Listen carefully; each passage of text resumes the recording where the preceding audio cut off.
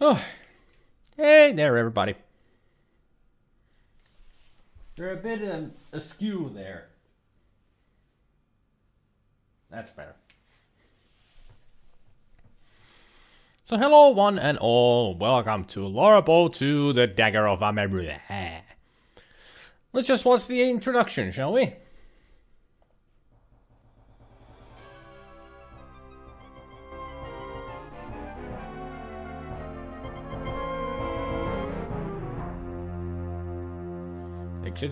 Executive producer Ken Williams. Cool.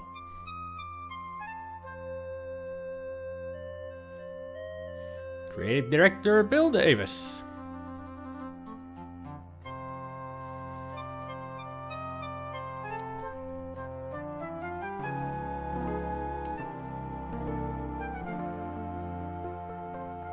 Moo looks very cheesy tonight. So yellow.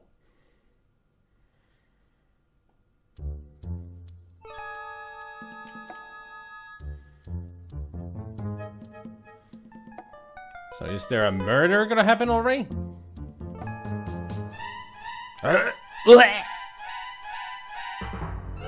Okay.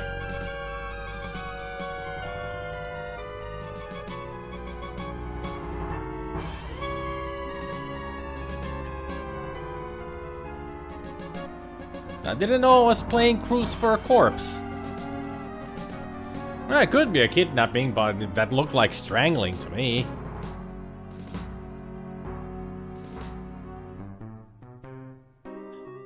Okay. So, what was the point of that?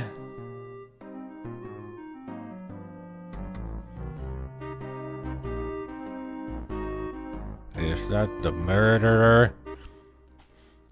There is still time to correct this most grievous misunderstanding, Mr. Carter. The Dagger of Amon-Ra must be returned to Egypt. Stay out of my way, or I'll trash you within an inch of your life. Surely you can find a way to accommodate everybody's wishes. Who are you to tell me what I can do with my own property? Your property? What authority do you have? The authority of the Egyptian Antiquities Service. So if you don't like it, I suggest you waddle on back to Egypt and complain to your own government. Would it not be better to work this out diplomatically? This isn't a case of diplomacy. It's a case for your acceptance of the situation. It is not just my acceptance at issue, Mr. Carter. Frankly, some of our people are quite upset. Moved to take drastic measures if need be. Are you threatening me, you malodorous little man? Mr. Carter, there are some who would rather fight back than allow their country to be stripped of its national treasures. Any fat savage who lays a finger on my exhibit or threatens me will find himself in deep trouble. Do I make myself clear? As clear as the water of the oasis, Mr. Carter.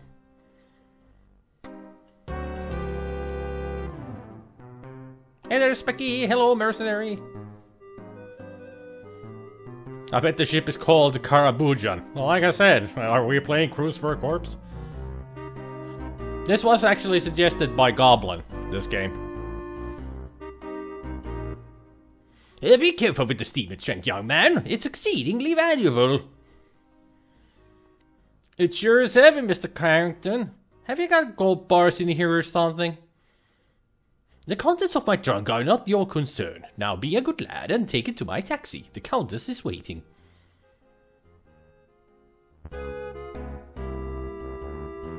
So this is the gallery of rogues that we are getting here.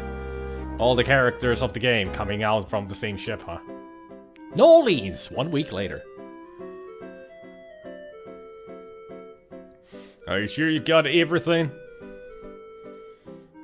Yes, Daddy.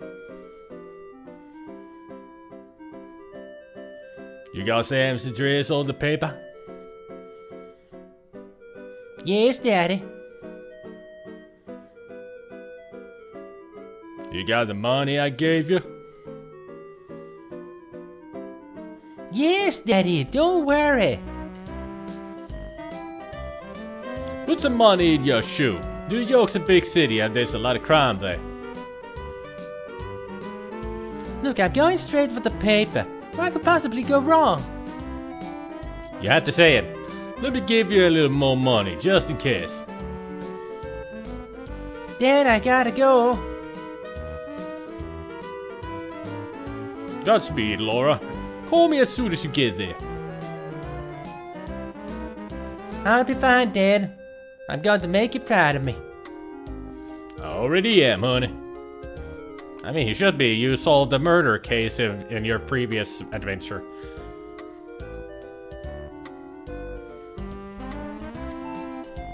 This is how I wave as well. Somebody fix the sky. There's wrinkles on it. Yeah, it had two variations, a brown lens for the light and simple since it couldn't get brown, you got regular. Okay. Radical, I was just finished watching Bender's big score, hence the light's delay, which involved him stealing a bunch of treasures. An odd coincidence. So how are the glasses working? Yeah, like Mercenary is asking. So far, less tired eyes. They work.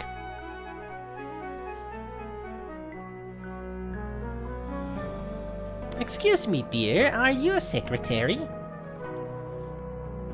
Actually, I'm starting a new job as a reporter at the New York Daily Register News Tribune. My name's Laura Bow. How nice. I'm Irmgard. Is this your first trip to the big city? Am I that obvious? How could you tell? By the way you keep glancing out the window, dear. I did the same thing the first time I came to New York.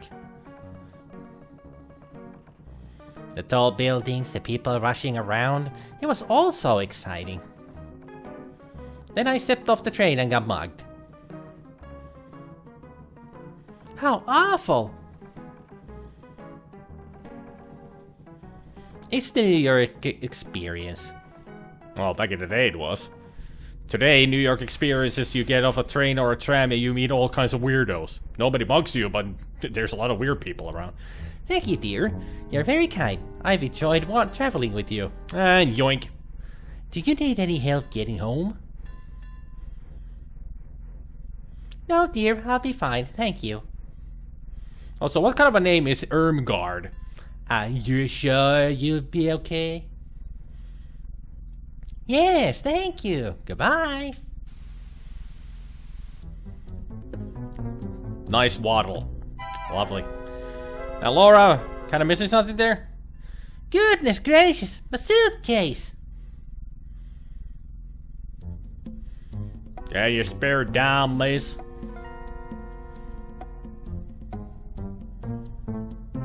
Certainly, sir. I'm always ready to help those who are less fortunate. Well, that's just peachy. Give me all your money then. Excuse me? Hand it over. This seems very unfair. Welcome to New York, kid.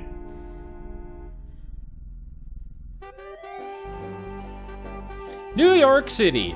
A place of scum and villainy, apparently. I'm not going to let a little bad luck ruin my day. Hello, New York. Laura Bow has arrived.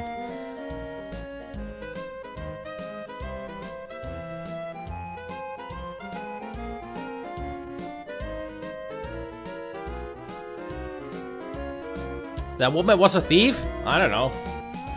She wasn't, but somebody walked by and took Laura's suitcase. My destiny awaits. Nothing can stop me now. Except maybe another mugger. Hey there, Mew. I really want to thank you for hiring me, Mr. Augustini. For hiring you? I don't even know who you are. I'm Laura Bow. I believe you know my father, John Bow. Oh, John Bow's brother. Now I remember. How is he? He's fine and he says hello. He wanted to know if you still had that newspaper clipping on your wall about the explosion of the Hindenburg building in New Orleans. I can see it right there. Yes, your father was the first cop on the scene of the explosion, and he led me into the wreckage so I could cover it for the paper. I rescued Rupert Hindenburg from his burning office, wrote about it, and made a name for myself as a reporter. I owe John a lot for that. Think you can handle being a reporter for a big city paper?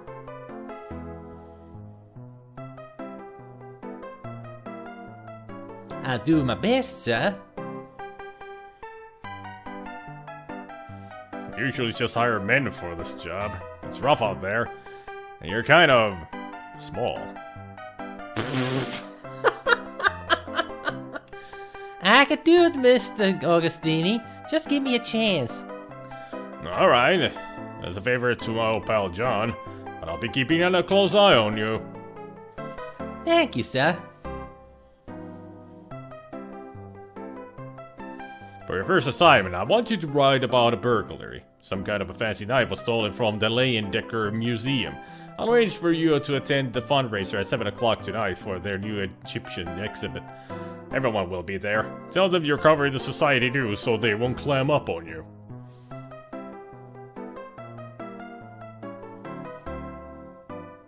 You won't regret it, sir. I have a nose for news.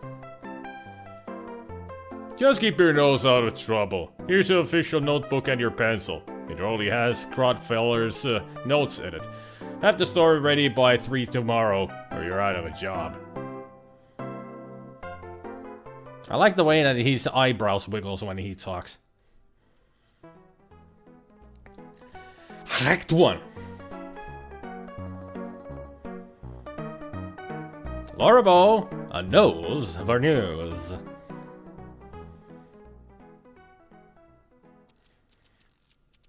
Laura Baines, right? Laura Baines, huh? Laura Bow, sir, and I believe you have the advantage. Grobfaller rhubarb, man. Though you can be going with Rube. So I suppose you've already met Sam. Yes, he's very colorful. Don't let me shake you. He's tough on the outside, but inside he's got a heart of stone.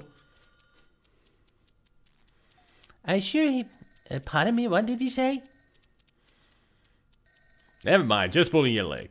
Why don't you take the disc right here, and we'll get you settled in.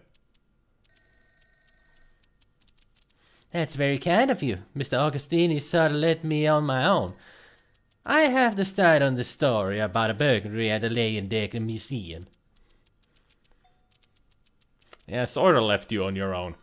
Well, let's make a save right away. Start. Alrighty, what the hell have you guys been talking about here? I just seen the text just going brr, brr, brr, brr, brr, brr.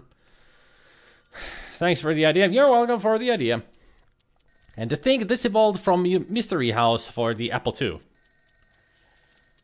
And there's Mew. I feel lucky to have visited New York via just my car instead of taking the train or plane there.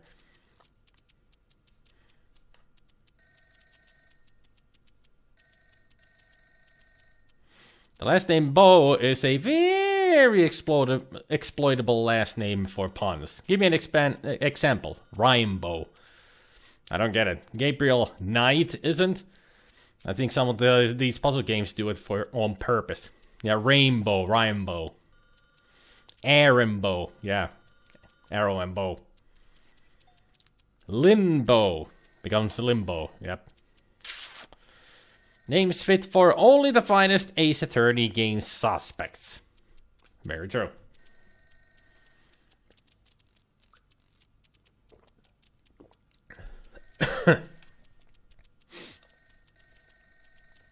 Alright.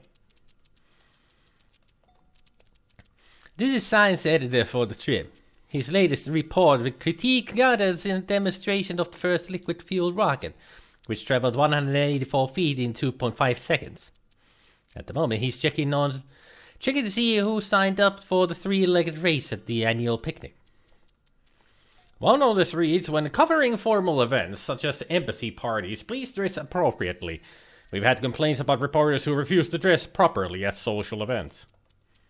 One of the notices reads, some of our employees have been asking for a 40-hour work week as has been proposed by Mr. Henry Ford. This is not an automobile factory, this is a newspaper. News happen 24 hours a day, and we need to report it. One of the notices reads, stolen, 1 week trolla, reward offered, no retribution will be exacted. What year is this again? I have no idea.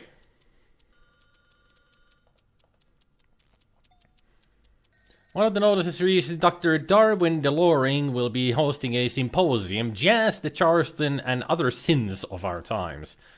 To be held in the cafeteria next Tuesday, all repentant souls are invited to attend.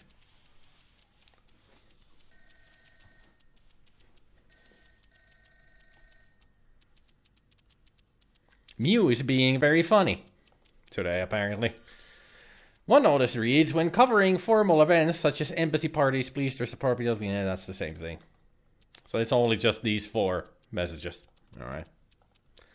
This is the city newsroom of the New York Daily Register News Tribune, New York City's second most popular newspaper. It's a beehive of activity, but as you look around the room, you notice with some dismay that all of the employees are male.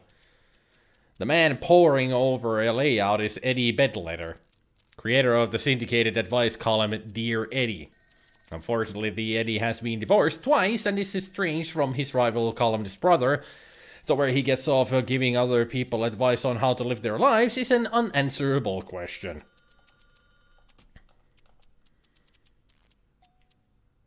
This is now your desk. It's very old and looks like it hasn't been cleaned thoroughly in years, but it's sturdy and serviceable.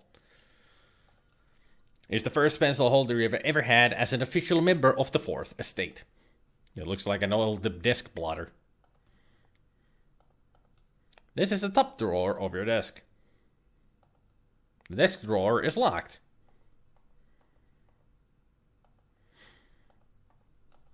You already have plenty of pencils. Feels like an old desk blotter.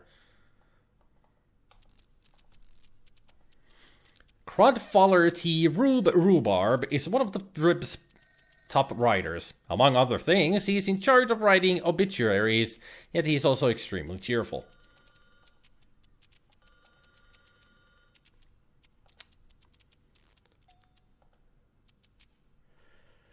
My notebook, miscellaneous. 1926, apparently, is the year.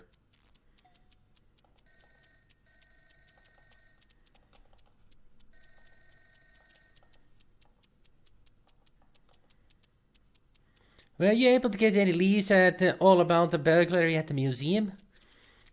Nope, hadn't been working on the story very long. I went to see Detective O'Reilly down at the police station, but he was pretty tight-lipped. I was planning on talking to Ziggy down at the speakeasy. He's a stoolie, usually good for a tidbit or two. Any other leads I can follow up on? With due respect, ma'am, it's going to be your byline on the story, not mine. Point taken, Mr. Rube.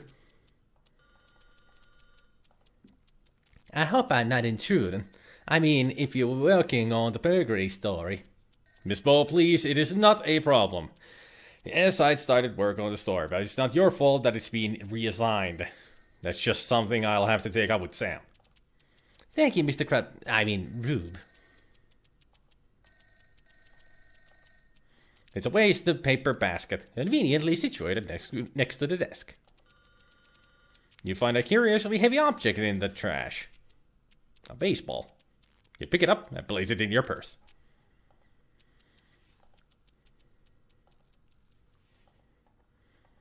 So how do I open this then?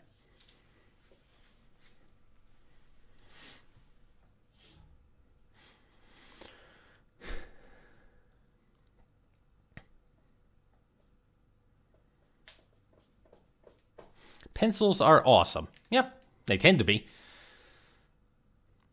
I've had a burst of energy for the last 6 days. I think this is a way to cope without running a marathon with sore, almost blistered feet from the day before. I guess that works. You peel up a corner of the blotter to reveal a small key. There it is. I knew the blotter was hiding something. You unlock the drawer. Unfortunately, the key permanently jams itself in the lock. Let's hope you never want to lock this drawer again. A press pass. It reads, press your pants while you wait. Low-fat Chinese laundry, 5858 Broadway Avenue, New York. You pick it up and place it in your purse. Well, it is a press pass. Don't touch it. You don't know where it's been.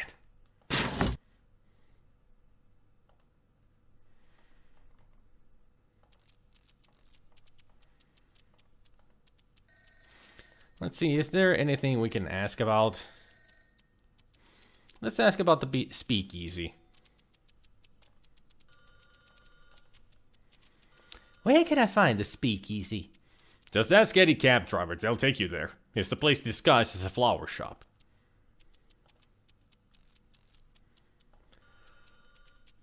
Can we ask about the year?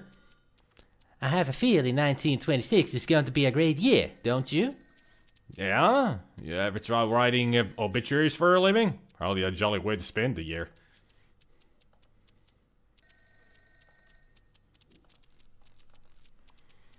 Any wisdom you'd care to pass along about Egyptology? If ever put him to me, you know as much about the Egyptology as I do. Maybe more. I bow to your superior knowledge, Miss Bow. Thank you, sir.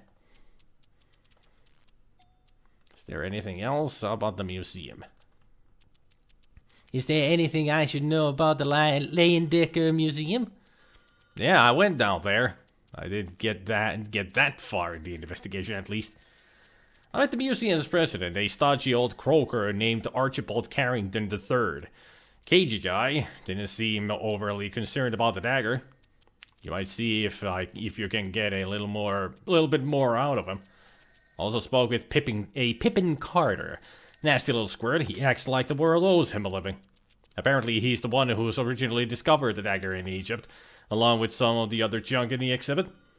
Now he was hot about the dagger. Took the whole thing like it was a personal stab at him. No pun intended.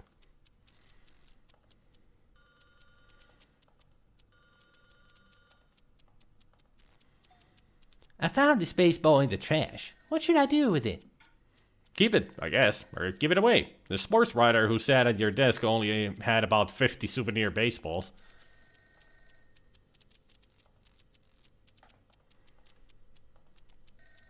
What is this? I'm not sure. Hand it to me, I'll take a closer look at it.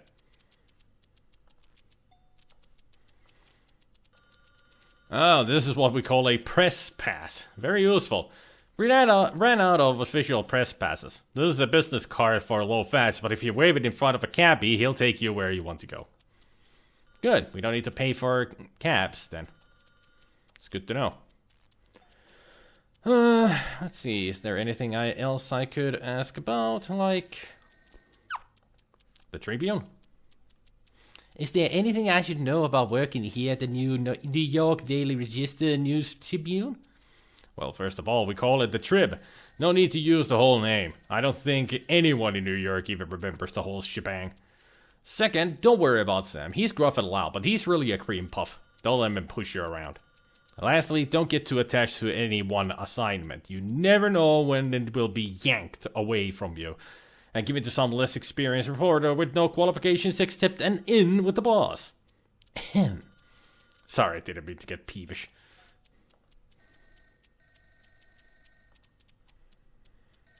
What about New York itself?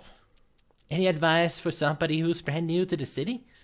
Keep your eyes off the tall buildings. That's how muggers spot you. Don't leave your luggage alone for a moment or somebody will walk off with it. And if you travel anywhere, be sure to put some money in your shoe. Just in case. All that advice and everything happened to us, yeah. Kinda late there with the advice. Anything I should know about the police station? Well, it's usually a good source of information. It's standard procedure to check there at some point in any investigation. Sometimes they just blow smoke at you. You know, hand you the commissioner's party line. But once in a while, they'll give you something you can actually use. What about the low-fat laundry? What can it tell you about low fats? It's a place they take your laundry. That's about it, as far as I know.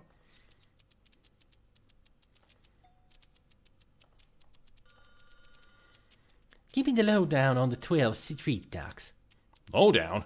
You'd be reading too much Pulp Fiction. The dogs are the dogs. Keep away from them unless you have business there. I think that's the only things we needed to talk to him. I think I've gone through everything.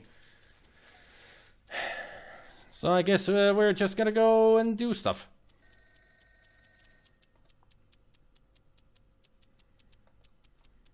People are filtering in and out of the room constantly. They're apparently hard at work, but not one of them stops to give you a second glance. It's all the people in the background.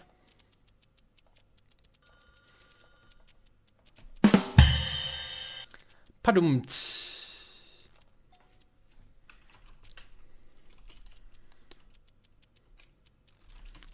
We're on the case.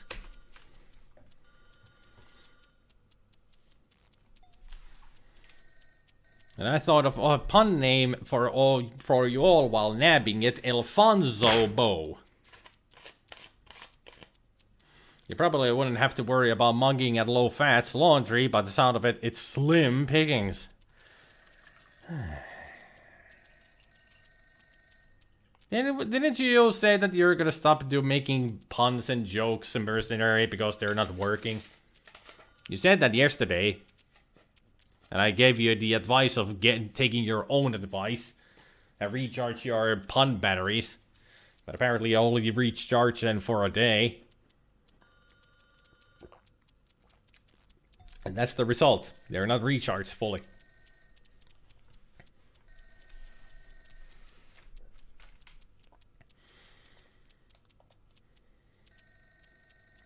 Are we really gonna go in there? The gents' sign leaves little doubt as to what lies behind the door. You shudder to think of it. It could be not a restroom, but something else. You had time to recover, now you're insane again. Yeah, we can see that.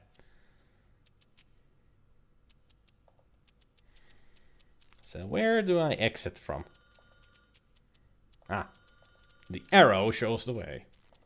The bottom of the screen. Oh no, Laura lost her face. Now she's in dark side. It's the exterior of the New York Daily Register News Tribune building. It's the world famous product design building.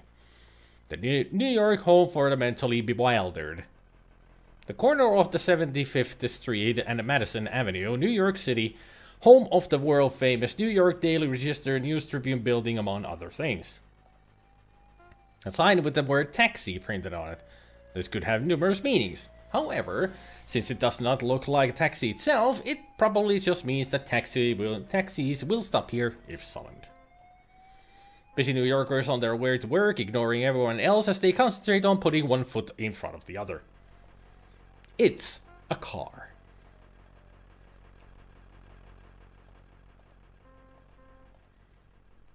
A woody perennial plant with one main stem or trunk which develops many branches, usually at some height above the ground, otherwise known as a tree. Very snarky intellectual writing here.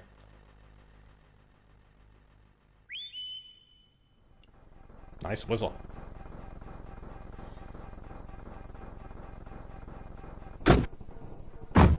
Come on, people, you had an opportune moment there to use the hey taxi. Bridges, madam. I can motivate you to your destination if you can prove that you're a reporter or if you have American currency. To what location would you like to be motivated, madam?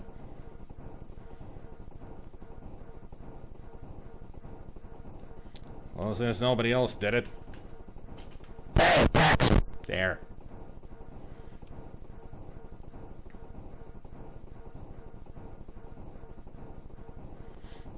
Go in order, I suppose. Yeah, that's what I'm thinking that I should do. Well, maybe not in order. I'm thinking police station and speakeasy are the best places to go, and then to the museum.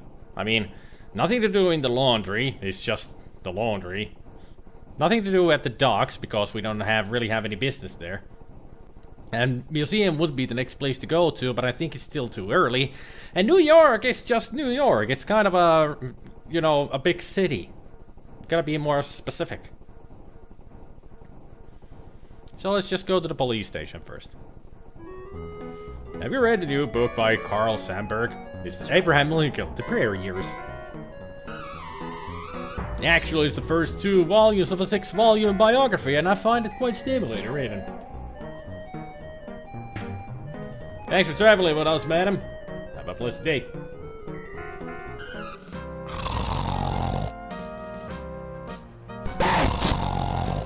Yeah, exactly. Thanks. That's quite the loud snoring there. A man sleeping under a newspaper. Judging by the strong smell of alcohol, you deem it wise not to light a match in his presence. A proud stone lion with a lamp on his head. The fact that he's looking east may indicate that he looks forward to the sunrise each day. Maybe not. The police department exterior.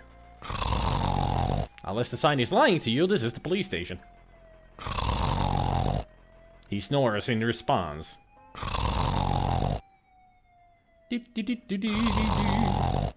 Actually, let's put up the detail. There.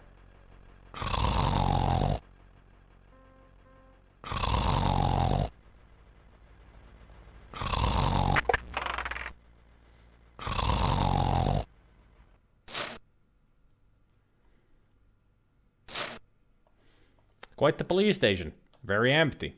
This is the inside of the police station. The support column is also a handy place for posting notices and announcements.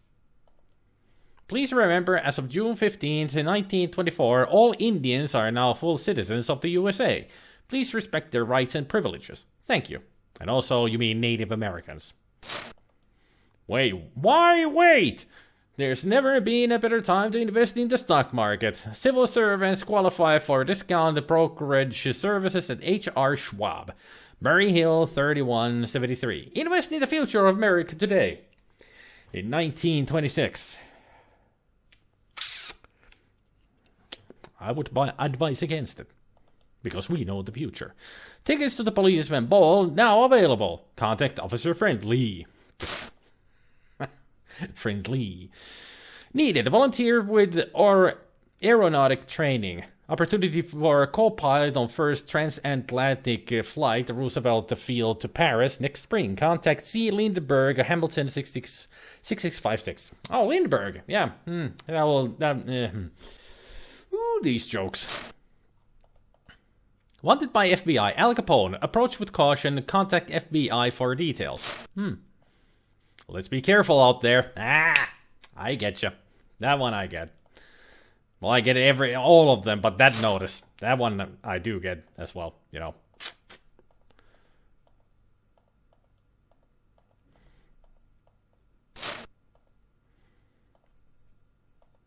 He must be either a plainclothes detective or a file clerk.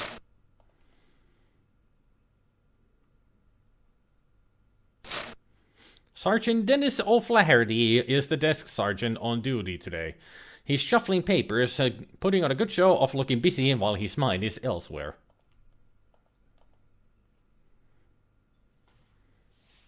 What if the sign was lying to you and it was actually the polite station, where everyone is forced to be nice and supportive to you whenever you come into the building?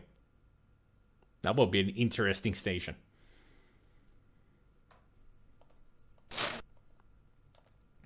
Pardon me, I'm looking for some information. Well, get yourself down to the library then. Pardon me, Sergeant, but I happen to be a reporter with the Trib. Oh, well, strike up a band then. Look, lassie, I've been on my dogs all day. I ain't had me lunch, and I've got better things to do than to jaw with some slip of a girl reporter. Go on with you now. Rude. Look, miss, I'm not in the mood to answer any reporter's questions. What if I flash this at you? That'll be coming in handy for you, miss, so you just hang on. English is the language. Well, we're not going to get anything out of him, so let's go to the speakeasy then. That is all Flaherty. Couldn't be any more Irish of a name.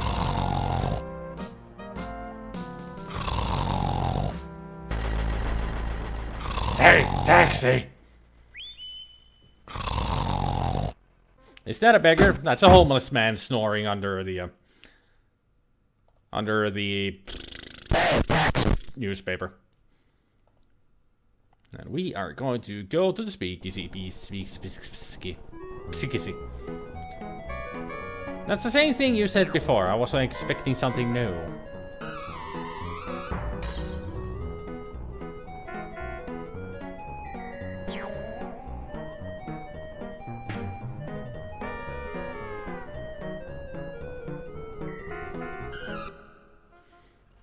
Alright. Flowers. Drink Moxie. Drink Moxie. It's good for you.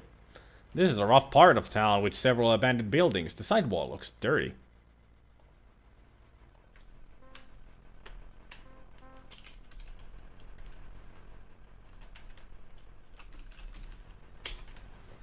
Ha ha, I made a joke.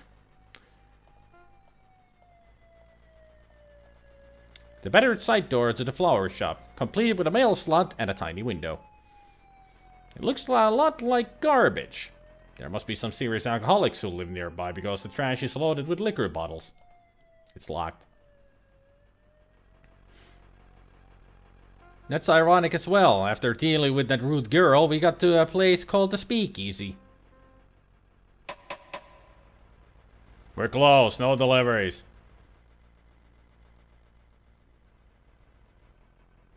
Wait, I know the secret word. Secret word?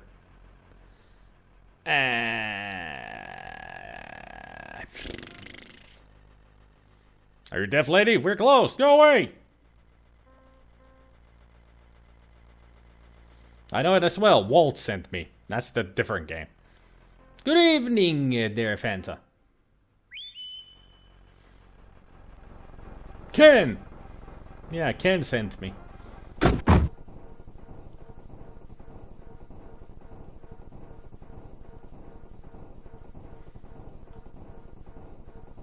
Looks like a nice place, but I live in my taxi, so I don't really know anything about it.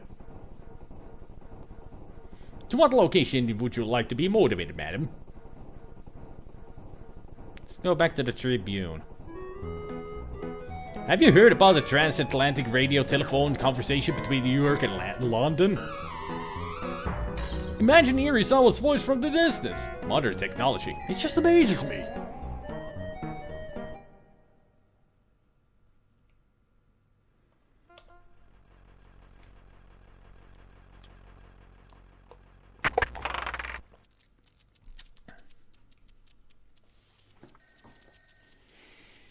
So I wonder how I'm gonna get this secret word or password or something.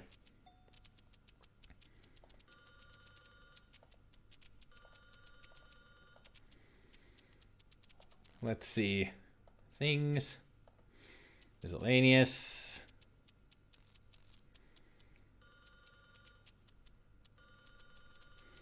Got a lot of new stuff around here. What can you tell me about Sam? He's a perfectionist. I badmouth him now and then, but, well, he's given me plenty of breaks, so I owe him a few.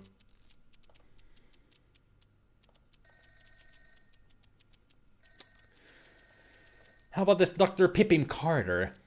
What can you tell me about this Pippin Carter character? A queer bird, if ever I've met one. Kinda comes across as cultured, but yet he's a loudmouth. You know what I mean? He's got a chip on his shoulder the size of Brooklyn Bridge. He tried to cut you down. Just shake it off. That's what I had to do.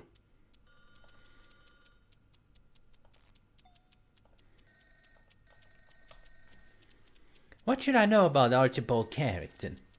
Carrington hasn't been in the States long. He's from England, but somehow he doesn't quite come off on the level.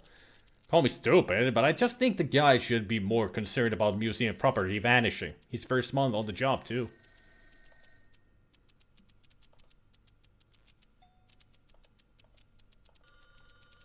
Have you dealt with Detective O'Reilly? I know he's assigned to the case. I didn't get anything out of him. Maybe you'll have better luck, being a lady and all. Gotta use that lady charm, huh? Who is Ziggy? He's what we politely call a stool pigeon. Basically, the guy squeals for cash. Amazing that the guy hasn't had his neck broken by now. Let's see if we can ask more about the speakeasy.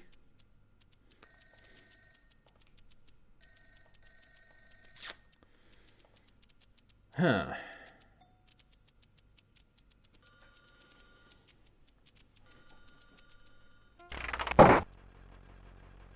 I think I remember how to get the password, and I also remember how to get the police officer's good side. It's all coming back to me now. Okay. I'm guessing about the password we need to go back to the door and ask about something else. Or maybe the hobo at the police station knows about the password.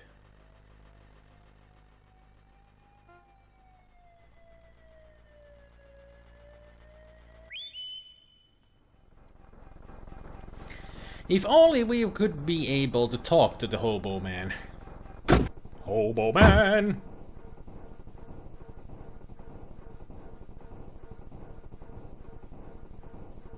Maybe get the hobo a bottle of alcohol from the trash? That's actually a good idea. So let's go to the speakeasy and check the trash. I had Al Johnson in this taxi last week. He started working on a movie, The Jazz Singer, where you can actually hear people talking.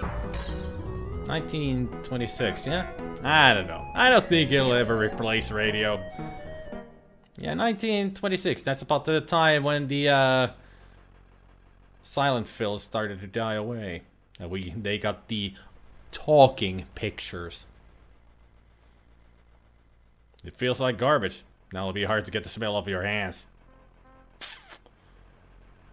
Let's try the door once more. Known as talkies. Yeah, or a talking picture. That's also what they called them first.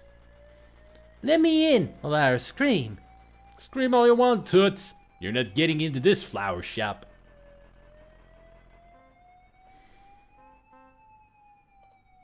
Feels like a fire hydrant. A fire hydrant. A street lamp. Feels like a street lamp. Silence alone is great. All else is weakness. Alfred Davini. You get no response. There was silence supreme. Not a shriek, not a scream. Scarcely ever even a howl or groan. As the band they called Ho told his story of woe in an antediluvian tone. Lewis Carroll. It is better to know some of the questions than all of the answers. James Thurber. Questions are a burden to others. Answers are a burden to oneself. In other words, you get no response. This game is very intelligent with its jokes. I like it.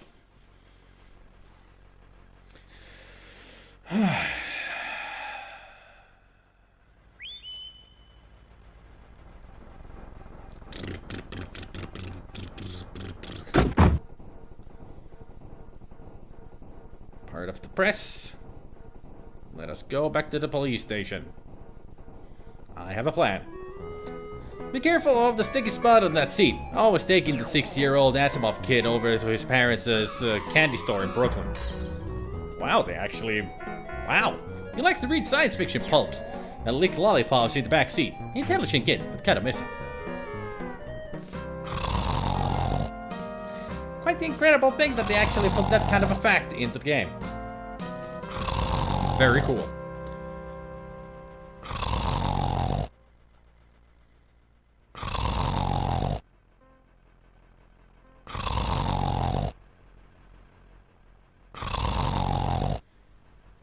Lots of funny references like that throughout the game, if one is observant, yeah?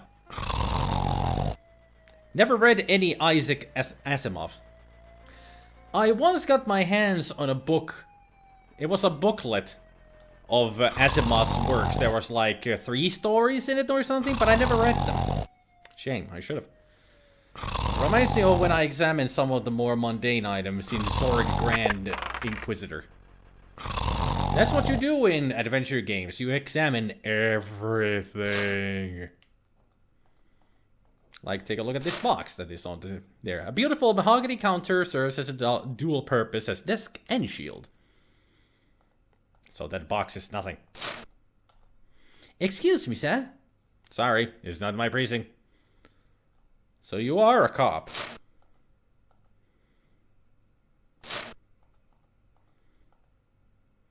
The extensive police files, cross-indexed and updated daily, detailing the exact location and quality ranking of every donut shop in the metropolitan New York area. Well, with the stereotypes, huh? The door to a private office. We're gonna go in, no matter what. We are a member of the press. You knock politely. You hear a muffled response. I'm in.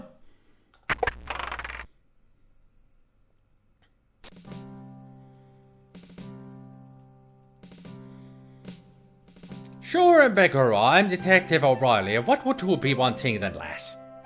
I'm Laura Ball from the New York Daily Register News Review. I'm looking into the burglary at the Dagger Museum, and I understand you're handling the case. Would it be possible for me to look at your report? You can't be a reporter, lass. You're a girl. The Trib only hires men. I am a reporter, sir. And you can check with my editor, Sam Augustini, if you don't believe me. I thought the Crowdfeather guy was going to be writing the robbery article. Grodfaller was assigned to it, but the story is mine now. Can I see the report, please? It's very technical, lass. I don't think you'll be learning much from it.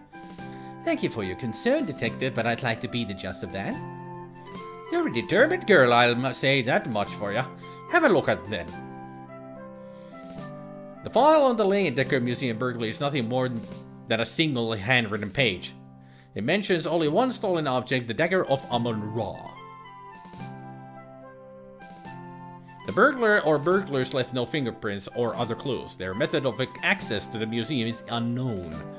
In summary, the police are baffled about the burglary at the museum at this point.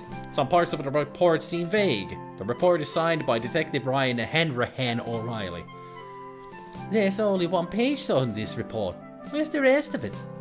That's all of it right now. It's rather vague, isn't it? Good police work takes time, and I'm a very busy man. I haven't had the time to follow up on the burglary. So what if a museum loses a knife? There are people being murdered left and right in the city, dropping like flies. Cars are being stolen, booze is being smuggled into speakeasies. Pedestrians are being mugged, firebugs are burning down half the city.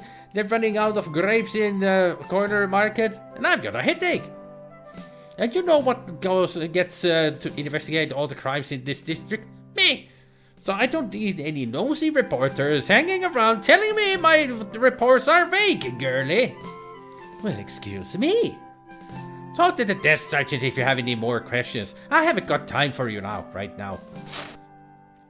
Wow! What an asshole! I mean, a complete douche. Ugh. Somebody get Elliot Ness here to kick these people's asses. To get to work.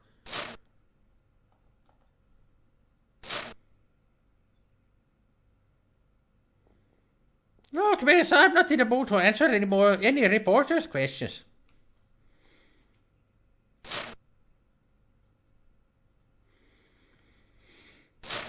Well, he was quite the miserable bastard, wasn't he? And there's our opening, I guess. But it explains the desk girl's attitude. What desk girl? What are you talking about, mercenary?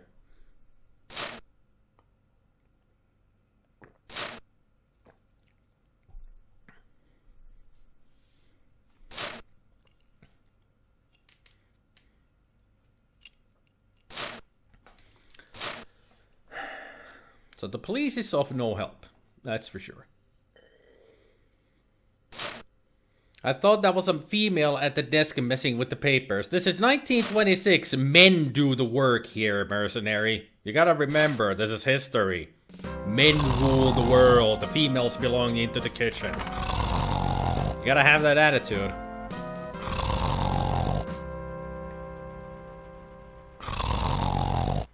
The glass seems to be fogged on the inside so that you cannot see through it. I don't think they hired women in the police back in those days. Nope. Just like women don't belong in the news department either.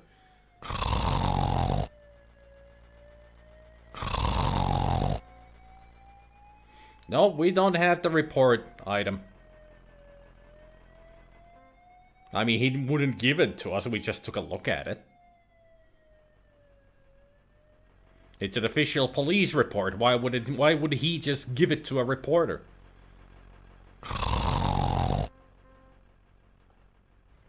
A spotless sidewalk, clean enough to sleep or eat on.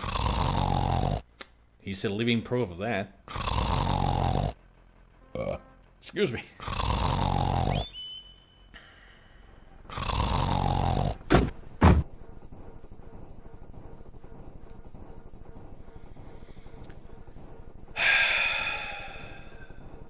Why not?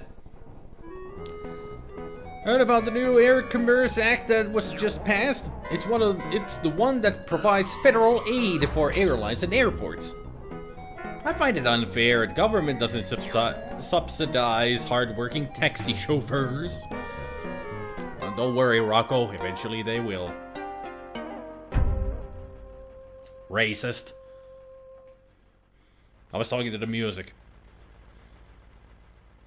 Got a feeling that bigger is important. I got a feeling too, yeah. I was going to suggest going to the museum and using it to get more info on any details since we had that scene. We'll get to the museum eventually, mercenary. Don't you worry about it. This little boy's trying to set fire to ants. He's shabbily dressed and poorly groomed. He's peering intently at the panicking ants on the sidewalk. There are no cars coming from this direction. There are no cars coming from this direction. This youngster looks like a real roughneck. He appears slightly older than the other two boys. His brown hair wild and unruly and a look of studied indifference on his face. The indifference is heightened by the nonchalant way he's burning ants with a magnifying glass. It's a rotund, unhappy-looking boy. The other boys, who are industriously setting fire to ants with a magnifying glass, seem to be tolerating his presence but largely ignore him. Quite the group. What's your name, little boy? None of your beeswax. You're quite the impertinent little boy, aren't you? Yeah, well, my fox told me not to talk to strangers. His name's Paul Untermeyer. Yeah, but they call him Stinky because his initials are P.U. Makes sense to me. That he would be called Stinky.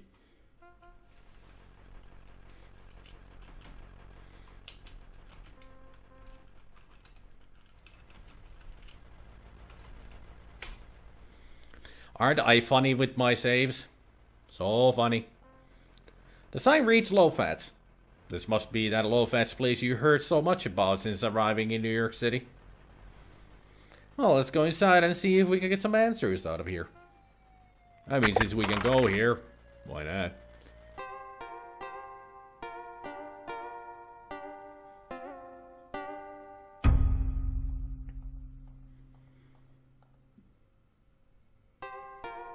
You see an older oriental gentleman standing behind the counter, toiling away with an industrial iron. This oversized cart is brimming with other people's dirty laundry. Apparently, Lowfat does a good bit of hand tailoring. The shelves are filled with fabrics, silks, wools, cottons, and satins. In another 50 years or so, these will all be replaced with snazzy, durable acetates. Acetates? An evening gown hangs on the rack behind Lowfat. It's a couple of years out of date, but it appears to be your size.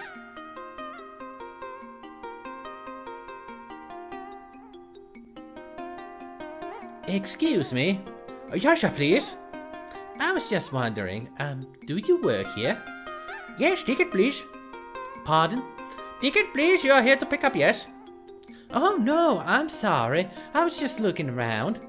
Okay, look all you want. Looking is free, laundry not so. Let's see, what could we ask about him? Or from him? Of him? With him?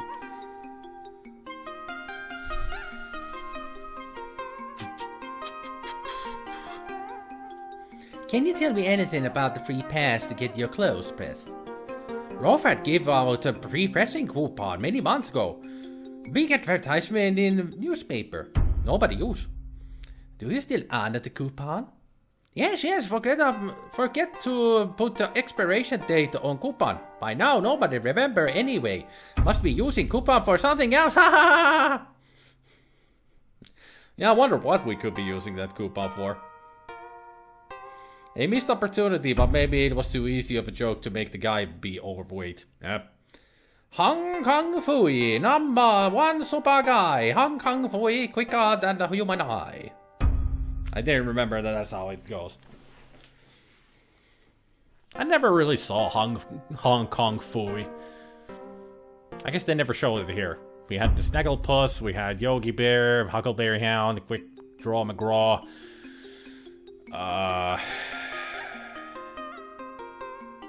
Whoever that gorilla was. Of course, Flintstones, Jetsons. And I don't remember any Hong Kong Fooey. Top Cat, of course, yes. Magilla Gorilla, that's it, yeah. But I don't remember Hong Kong Fooey ever shown here. All the others were, but not him. Huh. Maybe he was, I just never saw it then. Oh yes, this certificate good for free passing. You may need low-fat press clothes for you sometime. Good idea. I guess I don't have anything to ask about.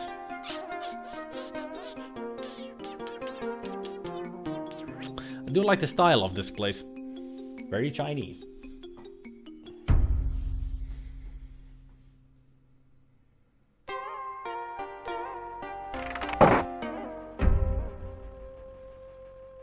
Doing, doing, doing, doing, doing, doing, doing, doing.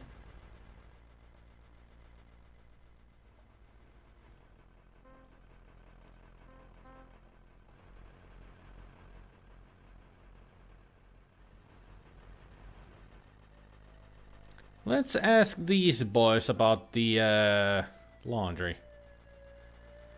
Sorry, never been there. What about the speakeasy? What about the police station? Okay, you kids know nothing. Maybe the Finnish censors blocked it for potential racism. Nah. I don't think so. We hardly ever blocked anything here. Censorship wasn't big back in the day here. Started to be more of a thing here. Only in movies. Let's say it like that. Only in movies censorship was a big thing, but TV shows, not so much. You got lots to ask about though. Conversations are important in bow games. True. I just don't know what to ask. That's the problem. Although that guy's donning a stereotypical Fu Manchu mustache. Very stereotypical, I might add.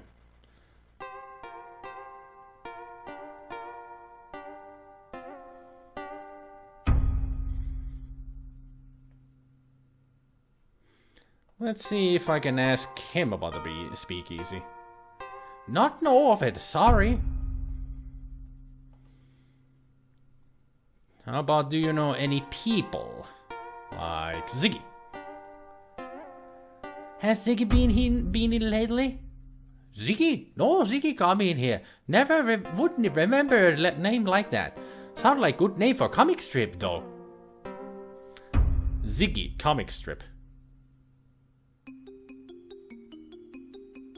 There probably was one. Do those kids want anything? Of course they want the baseball. I mean, what kid in New York wouldn't want a baseball?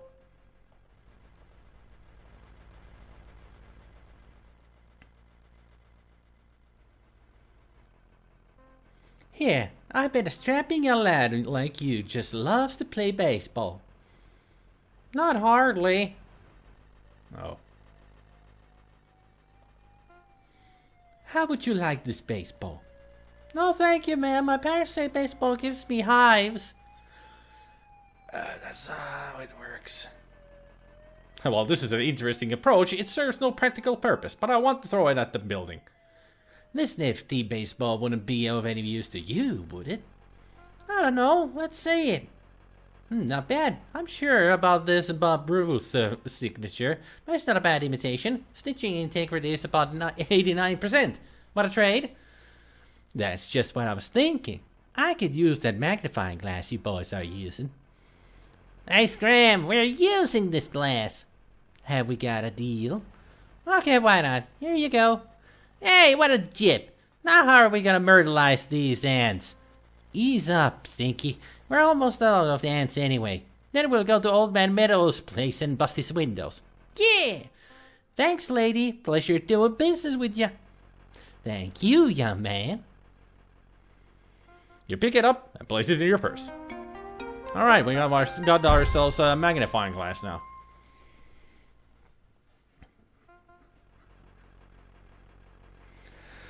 So the game was giving you a subtle hint with the earlier sarcasm of knowing some of the questions is more important than knowing of all of the answers. I don't know. I don't think it was a hint. It was just a quote. That then we weren't getting any reply from the item. There's a long-running American comic strip called Ziggy. Yeah, that's what I thought. But if you didn't know about Dagwood, and no wonder you've never heard of that one either. Well, we didn't get that many, American comic strips here. We had Garfield, Andy Cap, the BC characters, the cavemen. What else? There was some serious Sunday strip, which I can't remember the name of. Peanuts, of course. That's a classic. What else? There were quite a lot, but Prince Valiant? No. Dilbert? Yes. Some magazines had Dilbert. Hagar the Horrible? That we had, of course. There were many, but I don't remember any called Ziggy or Dagwood. Well, since we got a magnifying glass from here.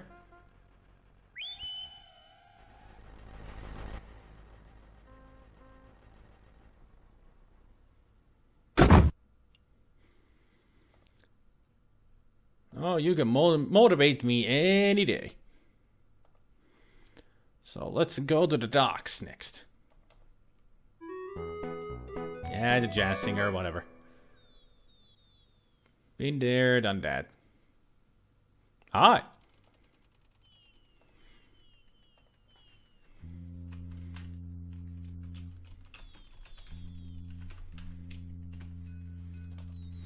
The Steve Doran looks a little more refined than you'd expect. He's also rather attractive. Good morning, miss. I'm Steve Dorian. I'm Laura Bow. He's a Steve Dorian whose name is Steve Dorian. Yeah, Steve Dor. That's the job, and his name is Steve Dorian. Oh, Sierra, and your freaking puns. Dagwood was called Blondie in some countries, too. I would have to look it up. I'll have to look up Ziggy and Dagwood to see what they are. Actually, I'll do it right now. Let's see. Dagwood comic.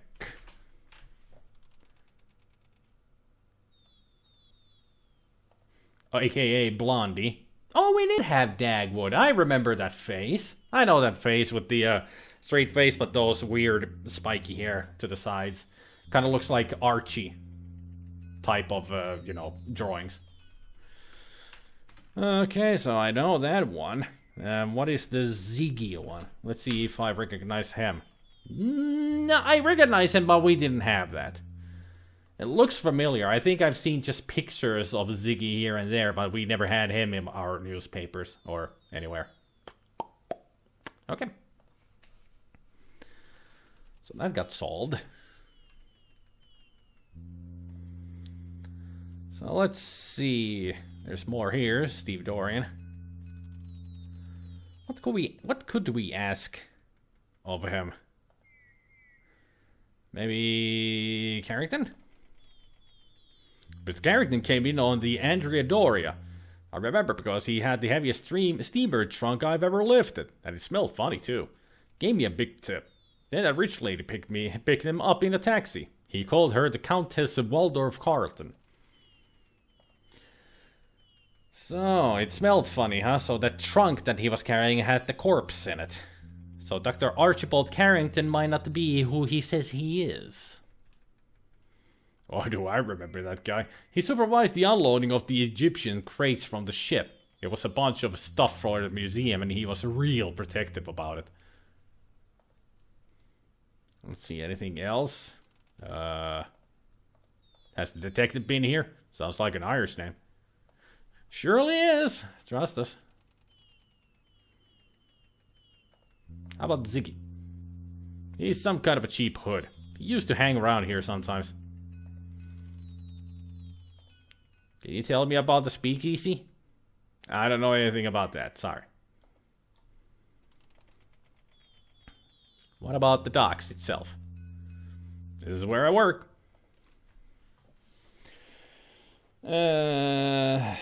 What about the burglary? I don't know anything about that, sorry. The nameplate on the impressive steamship identifies it as the Andrea Doria. The 12th Street docks, the throbbing heart of the city's shipping industry. According to the label, this crate was formerly filled with grapes from Egypt. Dock pilings. Clearly, the longshoremen here take pride in their surroundings and keep the entire dock scrubbed clean. Hey, taxi!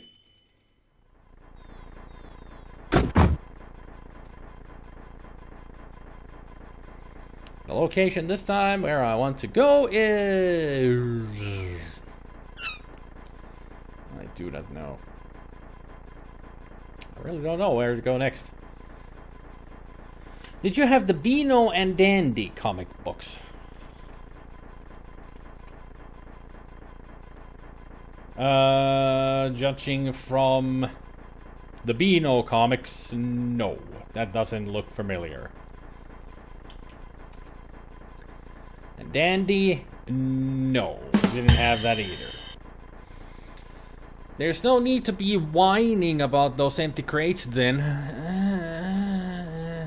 Somebody destroy Mercenary's joke receptor in the brain so he'll stop making jokes. Still stretching them. Must be a British thing then. We did have Marmaduke. Now that I remember more animals, we had Marmaduke. Still don't understand how that comic was popular. It never made me laugh. Never. As far as I remember.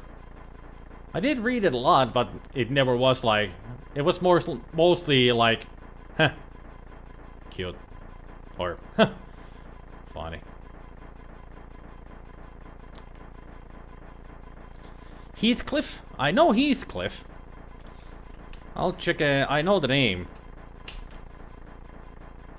Yeah, we had Heathcliff. He was the cat that looks like... kind of like Garfield, because pretty much he's a tabby cat as well. But we did have Heathcliff.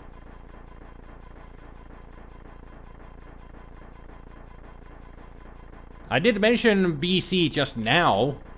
Mercenary. I just like 5 minutes ago I mentioned it. It was one of the comics that we had on newspapers and comics by themselves. Where should we go? I have no idea. Still want to get into the speakeasy, but I don't... I wonder what he says if I say New York. You'll have to be more specific, man. This is a large city. Where are there a lot of Belgian comics in your newspapers?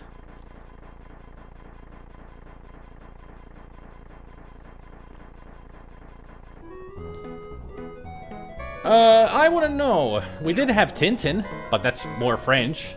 And Asterix, another French one. But I don't know any specific Belgian.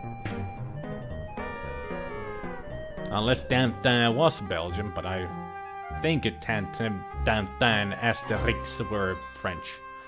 The famous Leyendecker Museum, named after Ignaz Leyendecker, who financed the construction of the museum as a tax dodge. Ignaz made his fortune in the late 1800s by defying the banana embargo and smuggling bananas into the country disguised as miniature squash. Hey there, Zero Land. Tintin and Asterix are popular worldwide, though. They are.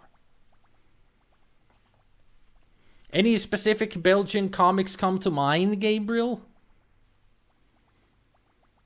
Because I don't even know the lands of origins for Heathcliff and BC and such, so you have to be more specific, not just the country, but, you know...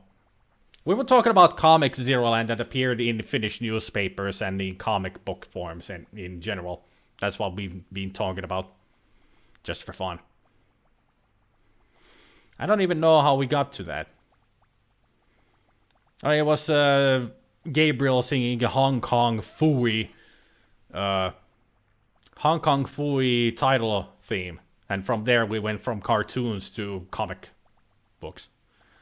Heathcliff was an animated cartoon as well.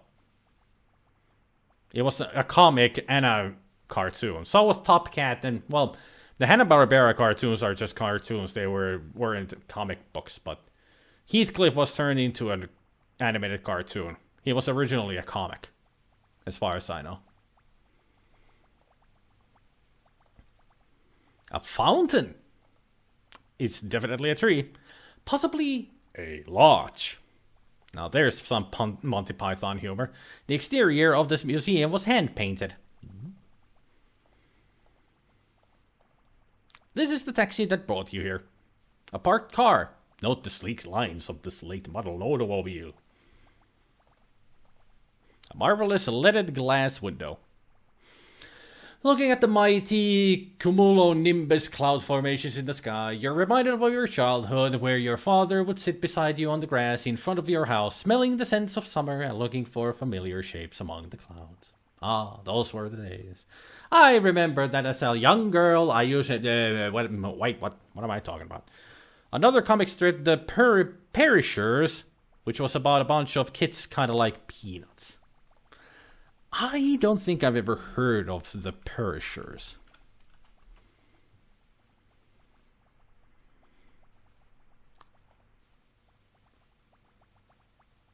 Nope, never seen that one before.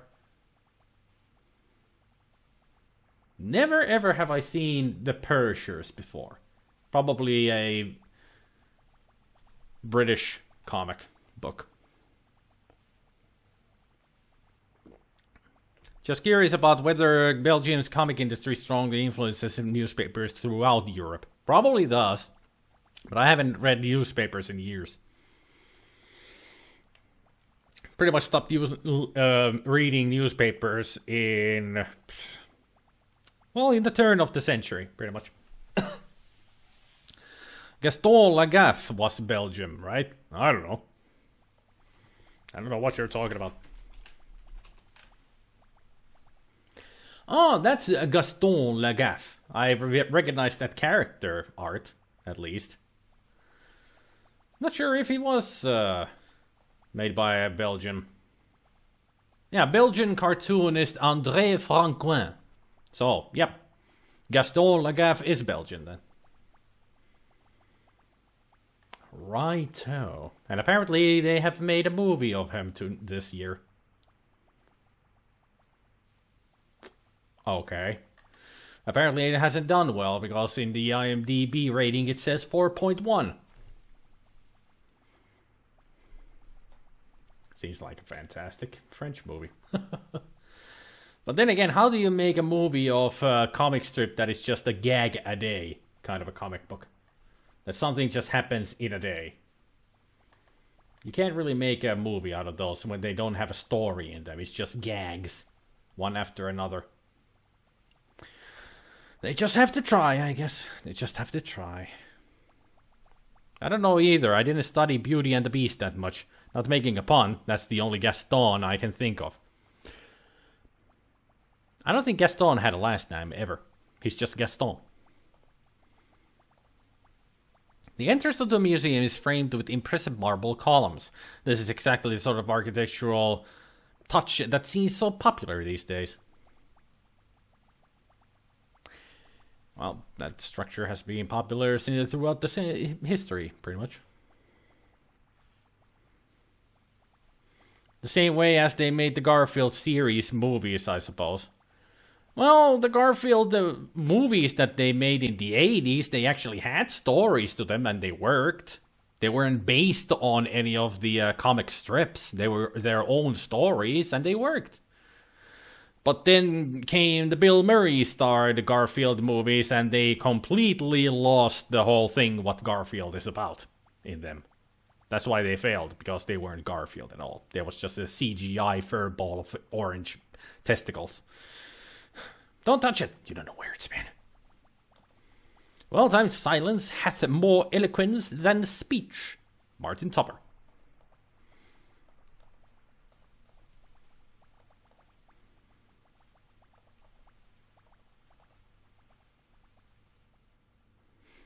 Fundraiser tonight. Formal attire required. Begin at 7 p.m. Museum doors are large and beautifully crafted. A lovely stained glass window with an L on it. So, I need to get myself a formal attire. That's what we need the low-fat for. Got it. Will you go off the screen, Lara? Jeez. Garfield Halloween had a comic strip it was based off of. I remember seeing images of it, or did the movie come up first? Well, Garfield always had some kind of a Halloween theme every time Halloween was around. Jim Davis always made some kind of Halloween-themed comic strips. So I think they got some of the ideas from those comic strips for the Garfield Halloween movie. The one with the sludge monster. No, Garfield. The first Garfield Halloween movie was where he went trick-or-treating with Odie, then they got lost, they went up to an isolated island, found a shack there and an old man living there, and then they were attacked by pirate ghosts. It's a great movie. It's one of my favorites. Favorite cartoon movies. And the other Garfield movie is Here Comes Garfield, which I like also.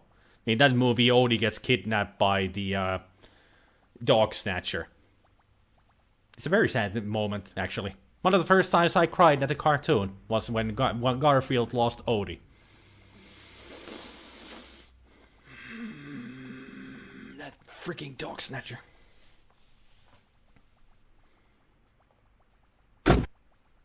Hey, taxi.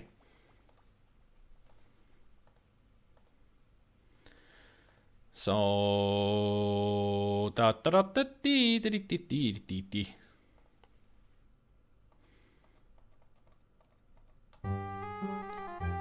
Let me see if I try to get inside, actually. I love Here Comes Garfield, and amid the tune Goodbye Old Friend always brings a tear to your eye as well, as so you aren't alone. Yep, that song is heartbreaking. So freaking heartbreaking. I don't want to think about it. I might actually start crying for reals. I'm a sensitive guy. I bawl my eyes out at the end of Toy Story 3 during some moments of Inside Out. The freaking first 15 minutes of Up. I'm bawling like a baby. Not afraid to admit it. Never heard of that song. Don't look it up, Goblin, if you are very invested with Garfield and Odie. If you look up that song, just that part of the movie, and you watch it and you listen to that song, your heart is going to break. I don't want to think about it. Let's think of something else. I'm actually getting teary-eyed here just thinking of that song. I'm a sensitive guy, man. The door's locked. Yep, can't go in here yet. As I thought. Still got things to do. Like getting ourselves a dress. I don't think I've ever cried at a movie. Still waiting for a movie to do that. Really? We need brain bleach. Yeah, we do. Let's think of a more upbeat movie of Garfield then. Garfield Goes to Hollywood? That actually is one of the cartoons I haven't seen. I've only seen of all the 80s Garfield cartoon movies, I've only seen Here Comes Garfield and the Halloween one. I haven't seen the other ones. I should watch them though, if I can get my hands on them. Maybe he knows Ziggy. Sorry, madam, but you're not making any sense. Where do you want to be transported? Fine, I can't ask Rocco about anything. Let's go back to the Tribune. I have some questions. The driver is a big rough-looking guy with a broken nose. Whatever you do, don't touch him.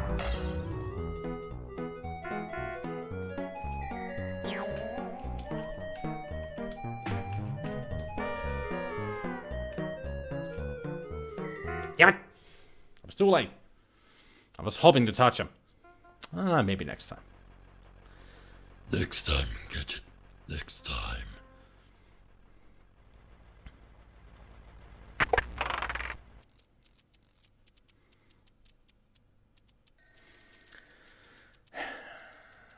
So, Rube, I've got some questions for you.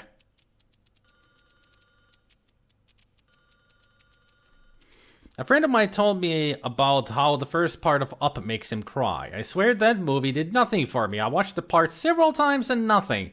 Yes, it was sad, but not enough to make you teary-eyed. Good movie, though. You are a heartless man, Goblin, if you do not cry at Pixar movies. You have no soul. Or you're just a guy who is very hard to make to cry. When was the last time you cried? As a kid? Sure of it. Why did I come here? Who? What? When? Why? What? How much you've got?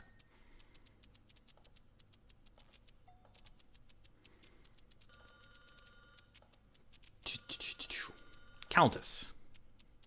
Are you familiar with the Countess Lavinia Waldorf Cotton? Familiar with her? I don't think I could even repeat her name. Okay. I'm not easily moved, to be honest. Well, some people aren't. They have released the 80s cartoon movies in 3 sets in the stores. In fact, until I saw those, I never knew about Garfield Thanksgiving or Garfield on Holiday, I think it was called. They go to a beach. Yeah, there is Halloween, Thanksgiving, on Holiday. Then the others we've mentioned. So there are 3 movies that I have not seen. The Hollywood, Thanksgiving, and on Holiday. Those I have not seen. I think it is the... Wasn't there also a Garfield Christmas? That is actually based on a series of the strips where John takes Garfield and Odie to his family's... to his original home. And have a Christmas dinner there. With his brother and parents. Or it might be the Thanksgiving one. Hey there, Jup. Twitching over the Switch. I mean, hello everyone. Okay, so what am I missing here? Garfield Christmas got played a lot when I was growing up.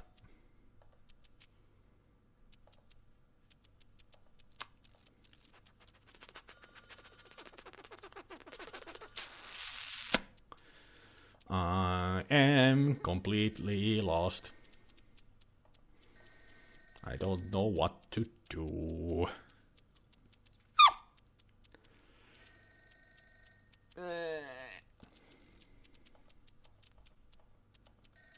I'm so excited to be a member of the trip staff. After all, I studied journalism in college, I went to Tulane. I never thought that my first job out of school would be at the paper as prestigious as this one. I mean, that is unusual, isn't it? I'm sorry, were you talking to me? Never mind.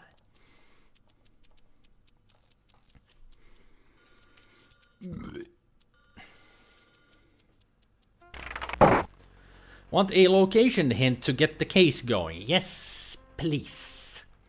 I am completely stuck. No idea where I need to go. Started Low-Fats. Alright. I'm gonna go to Low-Fats and question him about everything.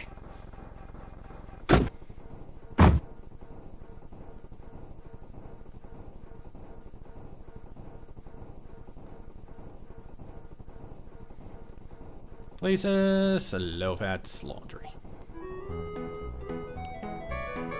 Please don't touch me, madam. I don't know where you've been. He says the same thing if we try to touch anything that is not something that we should touch. Oh, that was a good one. That was a good one.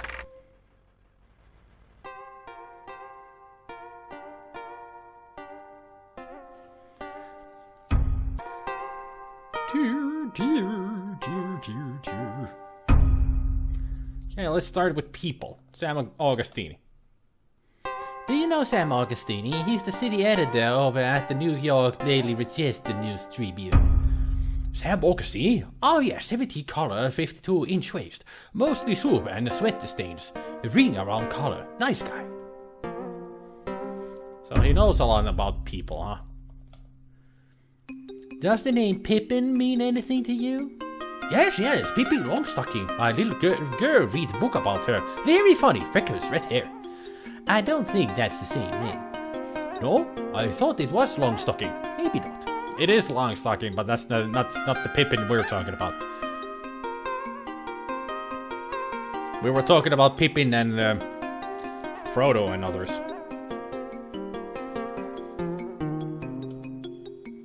Does the name Archibald Carrington III ring a bell with you? Not think so. Very fancy name. Not many fancy people come here.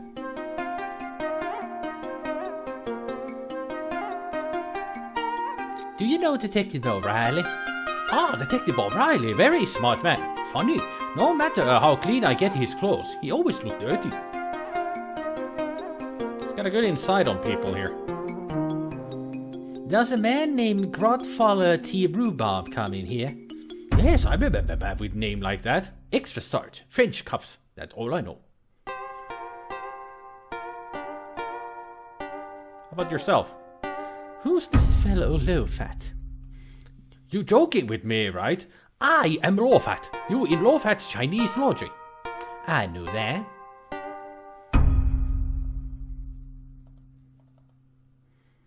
Has John Bow been in lately?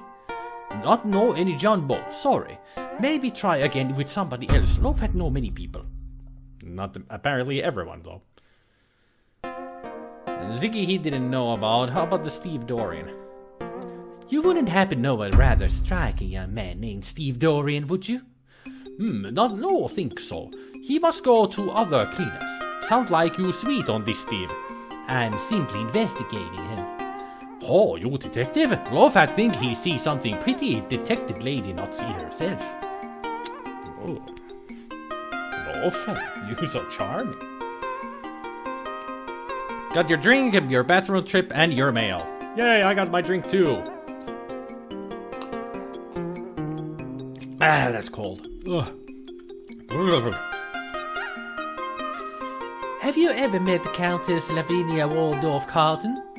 No. Have you met Ching Wang Li? No. But that was fun. We play again sometime. Looks can be deceiving. Don't touch it. You don't know where it's been. Just like the taxi driver doesn't know where we've been.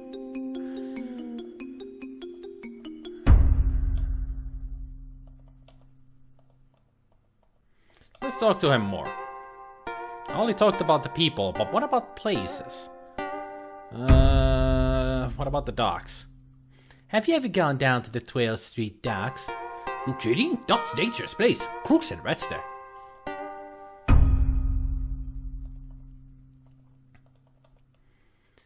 Ever been to Leyendecker Museum? Of course, Low-Fat a big contributor to a museum. $2 every year. Some customers also work at museum. Wolf Heimlich, security guard, very important. Anybody else from the museum ever come here? Yes, let me think. Woman doctor, Greek name, Olympia something. McGillicuddy? Miklos. Yes, that's it, Olympia Miklos. Not know what she do at the museum, but she worked there. She and Mr. Heimlich have sometime coming together. Have you been there lately? Recently? Not been in there in, must be almost a year. Whoa, time to spend in another $2. Besides Mr. Heimlich and Dr. Miklos, any other of your customers museum employees? Not think so. Oh wait, how could I forget? Yvette Delacroix. Very lovely lady. She work at the museum. Okay, we got some more people to ask about. So you do the laundry for Dr. Olympia Miklos? Yes, spooky lady. Oh, black clothes. She nice, but scary. McKilligutty. They really made a I love you Lucy reference. Yep. You got your drink, your bathroom trip, your mail, and your ex.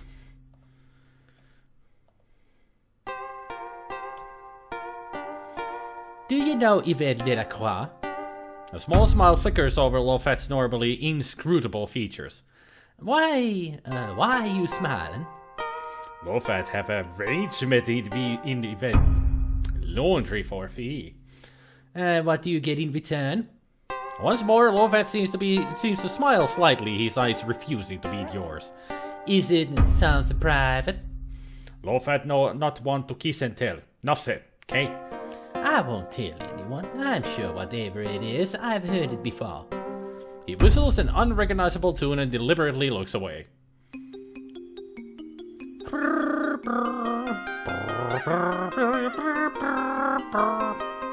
about that one? So, he has a little bit of a shady business going on with Yvette. If you know what I mean, wink, wink, nudge, nudge. So, how about this Wolf Heimlich? Tell me about Wolf Heimlich.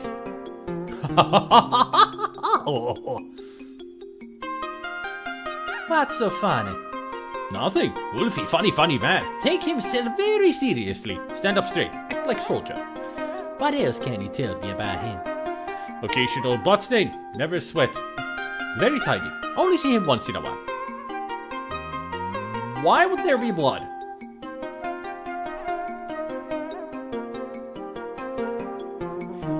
Why would there be blood?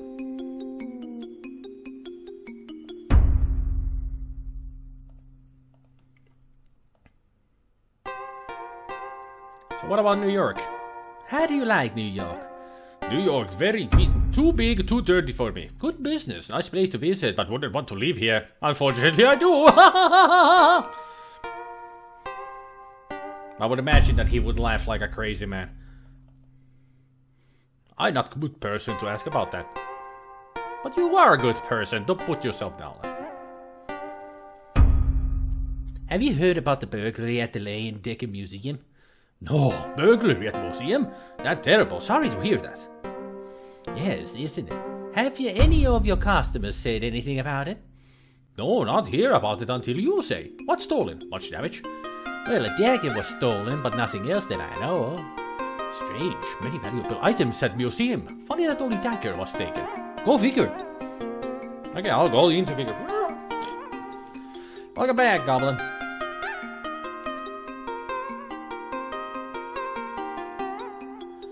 What would be another good place to ask about all these people that we just learned about?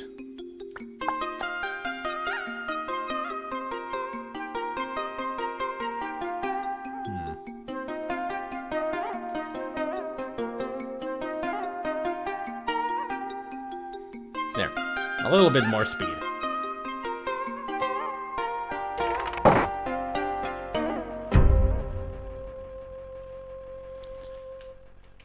More people to ask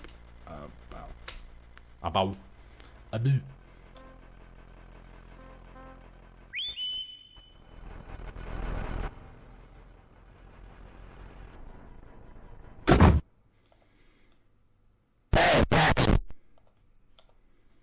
My location would be the Tribune, please.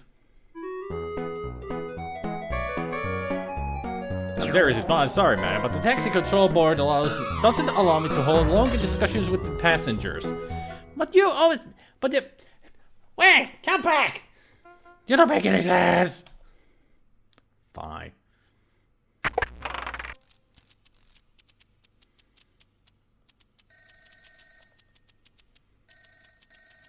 Please don't touch me, Miss Bo. Why that? You don't like it? You don't like women? If you don't, that's okay. Except at my discretion, he said. Of course, he starts the conversation, but you cannot talk to him. Makes sense. So, let's ask about these new people that we learned about. Do you know anything about Dr. Olympia Miklos? Sorry, she's Greek to me. Yeah. Funny. Do you know Yvette Delacroix? Gripes. How do you know about her? I heard she was... Look, that was a long ago and far away, okay? The room was dark and I was not married at the time. I don't know how you know about that, but I don't want to hear another word about it. My goodness. Very well, forget I mentioned it. Apparently, Yvette goes to places. If you know what I mean. Do you know Wolf Heimlich? That one doesn't strike a bell. Sorry. You can feel the tension in the city newsroom of the New York Daily Register News Tribune.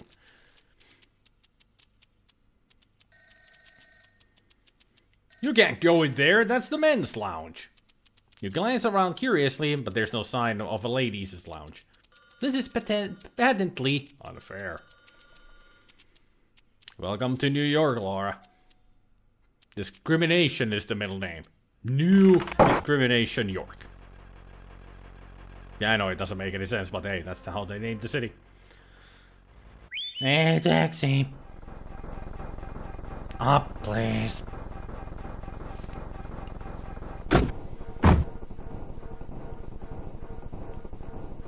Up, please.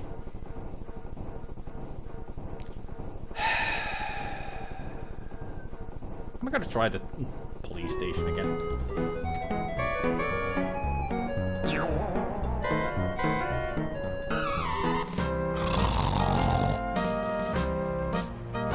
Why would they need to label a gentleman's lounge if all the staff are men? Good question.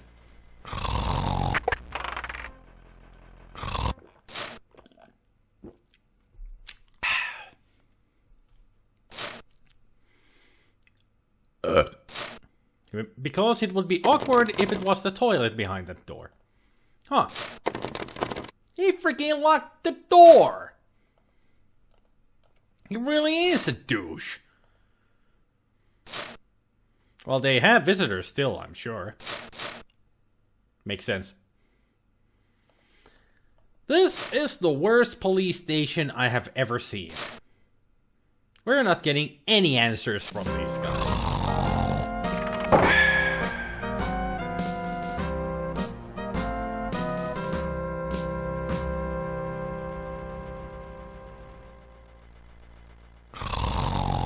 Upon close inspection, you see nothing new here.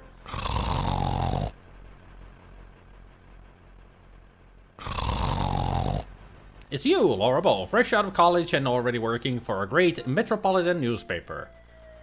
You straighten out your dress. Appearances count. Too bad you didn't start fingering yourself. Ah! You remind yourself of the principles of investigative journalism. Research, observation, diligence, and clarity. You ask yourself if you can handle the task set before you, then demonstrate your characteristic pluck by resolving to do your best.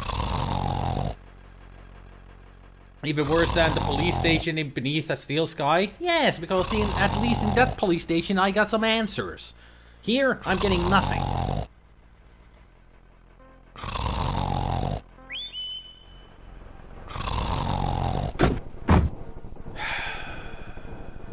So where am I supposed to go next? Well, up is not really a location.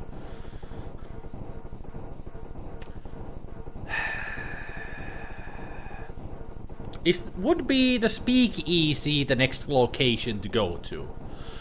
Do I have what I require to get inside the Speakeasy? I mean, apparently they need a secret word, and I'm sure I don't know it. Docks?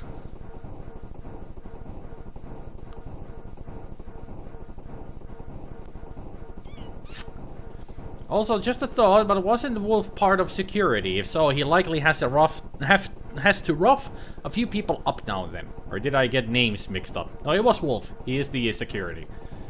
Hey, Mark. Oh.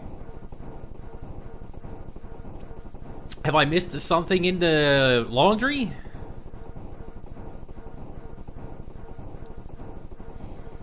I did talk about all the topics with low fat. Museum.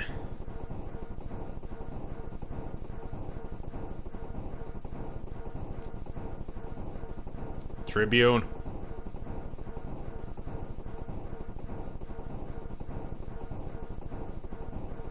Police station.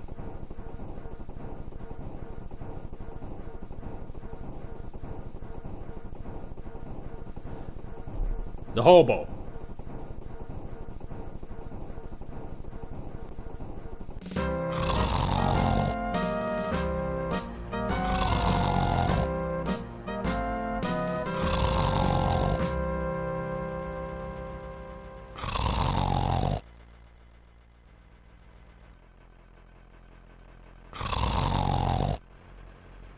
Excuse me, sir. I better, my lady, I'm sleeping.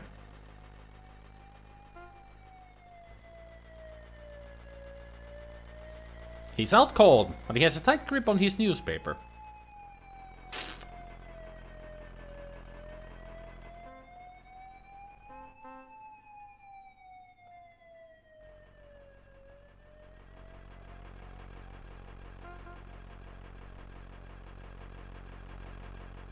That's not the sort of thing you want to examine too closely.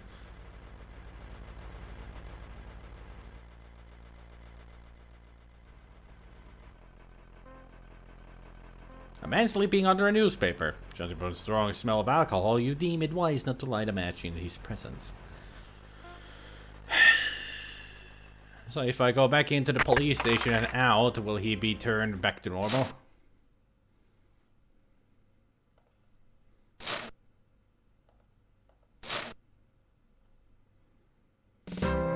Oh, he's gone.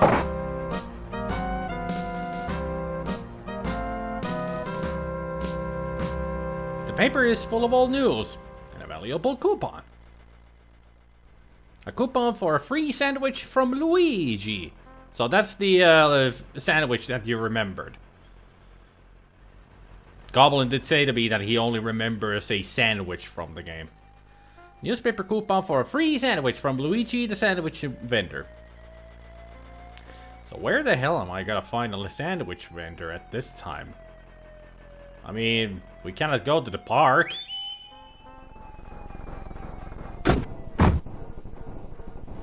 Well, let's go from place to place and see if we get a sandwich vendor named Luigi. I would imagine it would come to this police station or the Tribune. Maybe you use the coupon or alter it to trick low fat. I'm sure I need to use the coupon at the vendor. I was right.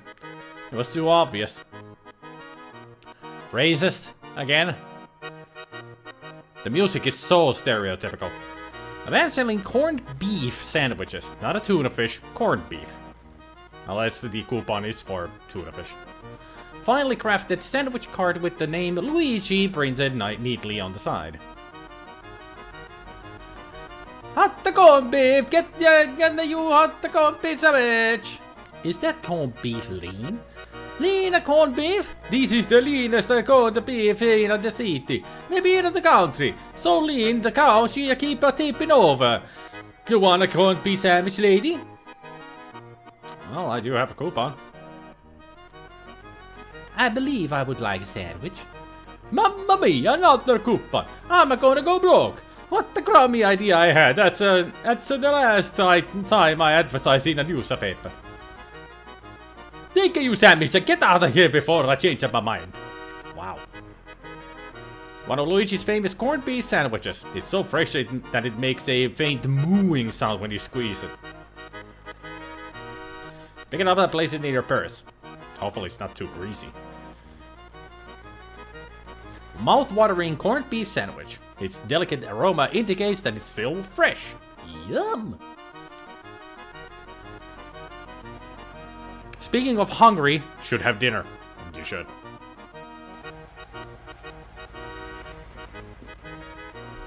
Dead and possible. Okay. Let's save.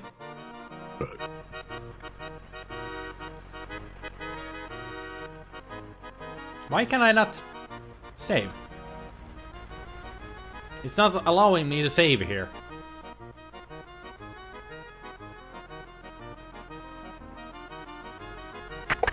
I'll go inside and save here. It was weird that it wouldn't allow me to save at that point. Sandwich. Very odd indeed.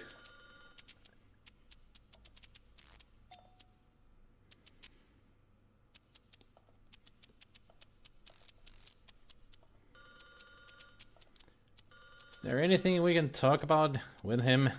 I doubt it. I'd say... Excuse me. I'd say that the faint mooing would hint more that the sandwich was undercooked meat. But that's my view. It would be very rare meat if it was mooing. Should be dripping with blood still. That kind of rare meat. So I got myself a sandwich. Now what? At least we all know who gets that sandwich. Speaking of dinner, I just remembered another thing about this game. The tone changes dramatically later. Not spoiling anything, but don't be eating dinner after a certain point in the game. The girl said she missed her lunch. What girl? Who girl? Where girl? What are you talking about, Willis? You're always assuming somebody's a girl, mercenary. I'd say that it means the lean meat also contains lungs and vocal cords. Yep. Not girl, sorry, I keep forgetting. The guy at the police station. He means the cop. Yep. Mercenary. Man, he has a mustache. Look at the sprite closely. He definitely has a mustache.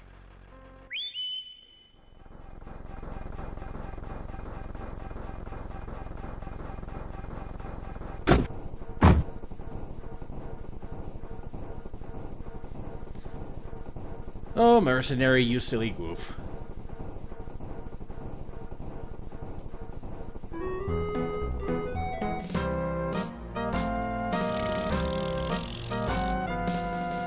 How times have changed indeed. This era has gents lounges. Last time I went on vacation, the pressure to remove gender-restricted rooms had caused the multi-occupancy restrooms to allow any sex in. So, unisex restrooms as well? That might be a little bit awkward.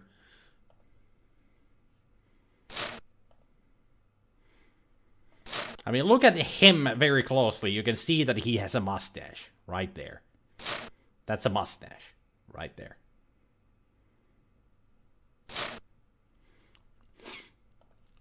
So maybe he wants the sandwich then. Let's actually make a save here. You look so hungry. Here, take this. Sure is a corned beef sandwich on rye. Bless you, lassie. Don't mind if I do. Sure, and it tastes fresh too. So now we can talk to him. Alright. Anything about this Ziggy? I'm looking for information about a man named Ziggy. Why would a lass like yourself be wanting with scum like that? Never you mind why. I'm just looking for information about him. I suppose it's no big secret not around here anyways. Zig is a first-class little ratfink. Couldn't cut it as a crook on his own. Now he's got to go around spoiling it for the rest of him. Nasty little big mouth, though he does seem to hear an awful lot. If you're looking for him, he's the kind of man who hangs around the speakeasies.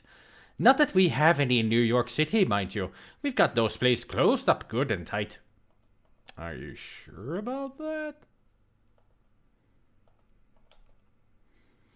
What can you tell me about the speakeasy?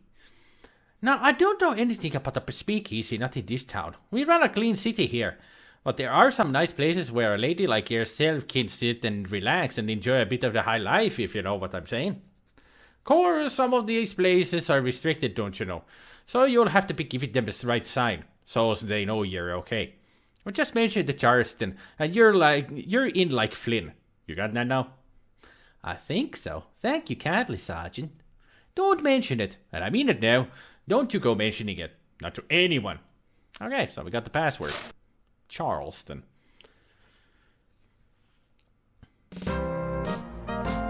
So now you saw it, that he had a mustache. Good. That's gotta be a beacon for perverts to do their thing. If you had eaten the sandwich yourself, the game would be uncompletable. So danger is over. So you could eat it yourself. Got it. Awkward indeed. It was a convention. People were posting friends outside to ensure that opposite sex wouldn't walk in while using the urinals. Good idea. I mean, that if there is one thing that is very awkward, indeed, it would be unisex bathrooms. Bathhouses, I can understand. Showers, I can understand. Well, you know, kinda. Bathrooms? Yeah, let's keep that to genders. Places. Speakeasy. Let's go. Yeah, Jim Jazz Singer. Not even a good movie. And also, blackface.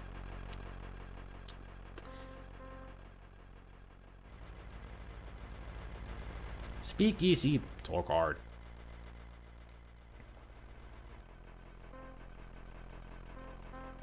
The game doesn't tell you that you did wrong. Showers? Really? You don't think unisex showers would be awkward? Well, I did say that they would be kind of awkward. But understandable. There are unisex bathhouses.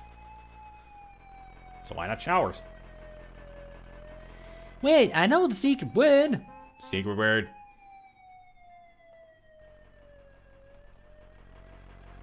The password is Charleston.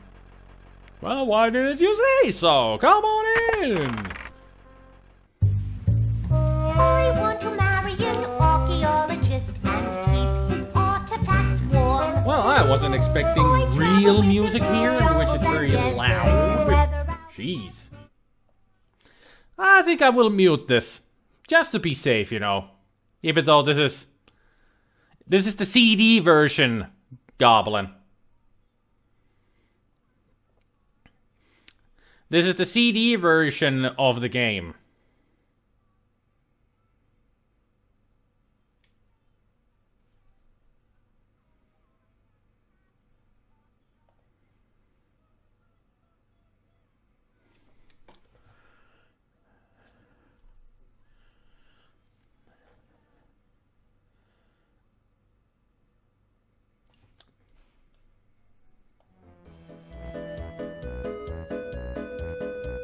That's much better. I want to marry an archaeologist. That's what she was singing about. And they would play peekaboo. What? I just wanted to make sure that the stream wouldn't be, you know, silenced later on. Twitch wants to silence it, so I had to turn it off. I support the unisex restrooms, but can't figure out how to argue a counterpoint in favor of them without causing a disturbance, but I can't stop thinking about it either, so, well... I kinda expected the CD version to be fully voiced. It is, but you know me, I prefer to do the voice acting myself. That would make Indy happy. Yeah, but she was also singing that she would have fun with him and her mommy and daddy would like him also. It was kind of indicated that it would be a very, very close family. Let's not talk about the song that I just heard. A serious drinker. It's best not to disturb him. This comatose man has had too much to drink. It's a miracle he's still standing. It's the bartender. You're in a speakeasy known as the Harlem Swinger. This being the time of prohibition, illegal alcoholic drinks are sold here in secret. Inexperienced dancers repeatedly practicing the few steps they know. It's actually playing the Charleston here. And she's doing the Charleston. It's crooner Jen Smith, the amazing dancing chanteuse. It's Dr. Jazz, the piano player. This is only a temporary gig for Doc, since he normally plays with Jelly Roll Morton and his Red Hot Peppers. Huh. They're involved in a deep conversation about President Calvin Coolidge. This man is sleeping peacefully, so it would be a shame to wake him. Apparently, this is an important character. A nervous man with shifty eyes. Must be Ziggy.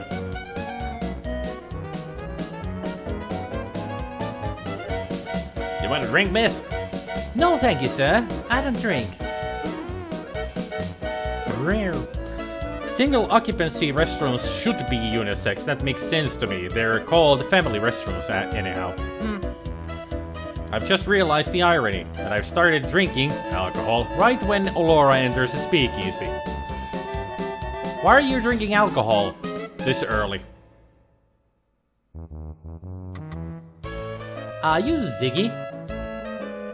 Who sent you?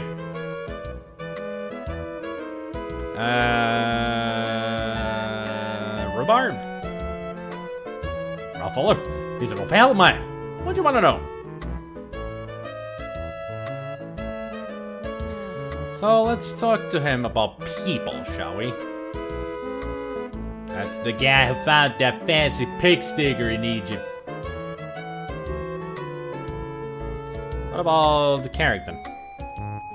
That's the new president of the Lane Decker Museum.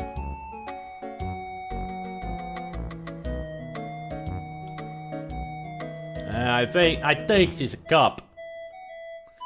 Gotta get that New York accent going on. That's the guy who does my laundry. But Lofat said he doesn't remember Ziggy.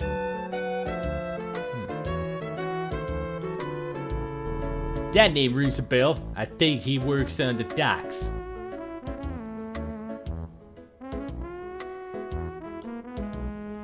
Never heard that name before, Toots.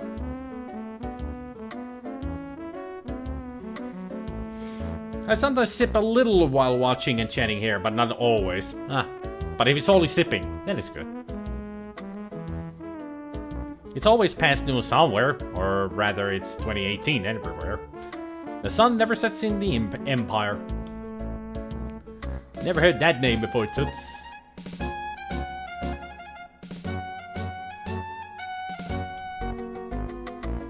Not even heard that name. What about Wolf Heimlich? Nope. So, what about the museum? I heard somebody heisted that Egyptian pig sticker from the museum. Rumor on the street is that it was an inside job.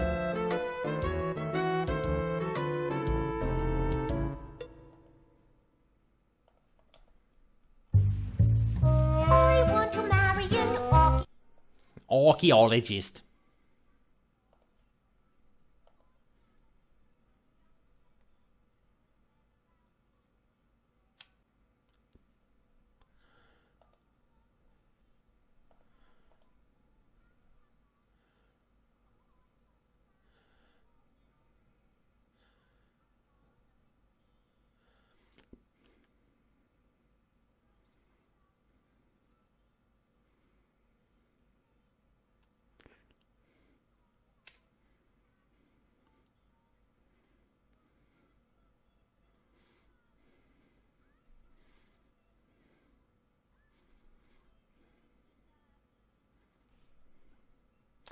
Yeah, they played peekaboo. Alright.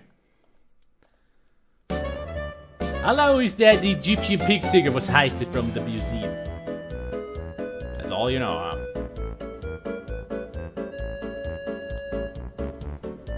Do you know anything about Egyptology?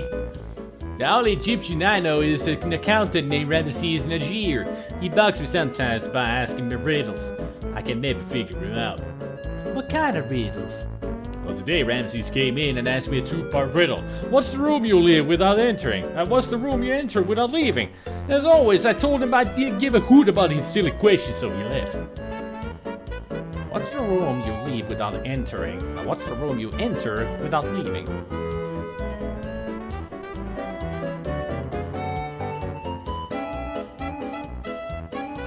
Interesting.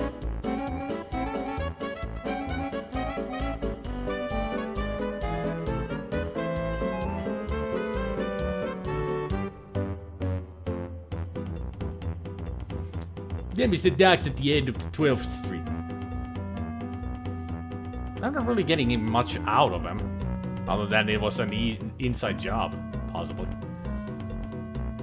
You mean the speakeasy is the best in town? And I know because I've been to all of them.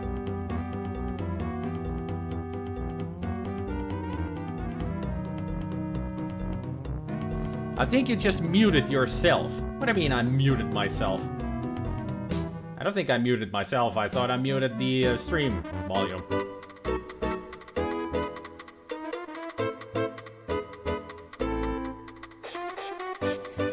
Never gotten drunk. Too terrified how that will mess up my diabetes. Also, I can't stand the taste of beer. Friends had me taste a sip once. Coughed and sputtered for a full minute. Yeah, I don't like the taste of alcohol. That's why I never get drunk.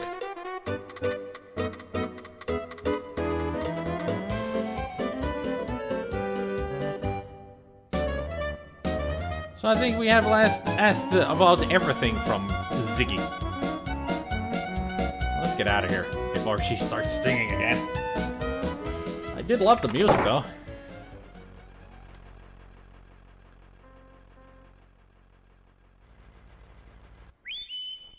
I missed the location? Okay, gotta go back. You hate the smell of alcoholic drinks. My goodness, has this taxi ever been cleaned? I cleaned it out 2 years ago. Got a problem with that? No, sir, I love sitting in field. Will you take me for a ride? Yeah, I'll take you for a ride if you got the dough or if you can prove you's a reporter. I gotta get out of here. Shit. I don't even want to know what the half of that stuff was. I should have realized that there's the back room.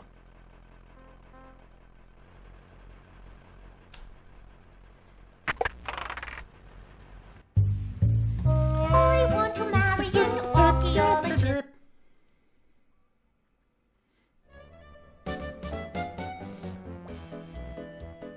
Alright, hiya, dollface. Looking for a good time? You must be referring to someone else. My name is Laura, not Dollface. It's your lost toots. I'll be right here if you change your mind. The flapper is watching you.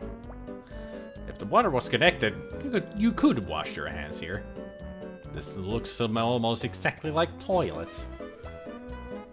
A handy partition for changing your clothes in privacy. You haven't seen the Countess come into the speakeasy yet, have you? I've been waiting here for hours. The Countess? Yeah, Countess Lavinia Waldorf Carlton. I'm supposed to meet her here. Sorry, haven't seen her. But if I do, I'll be sure to let you know. Thanks, Toots. So let's ask about that Countess. What do you know about the Countess? She's a nice old broad, loaded. She's married to some high-class museum bigwig, but she can't get enough. Know what I mean? No, I don't know what you mean. You're pulling my leg, right? No, I'm not pulling anything. I'm not that kind of girl. Well, you're trying to pull something, sister. And I don't like it. I'm not answering no more questions about the Countess. Oh, how about Ziggy? You won't find Ziggy in here, dollface. This lounge is just for women, if you know what I mean.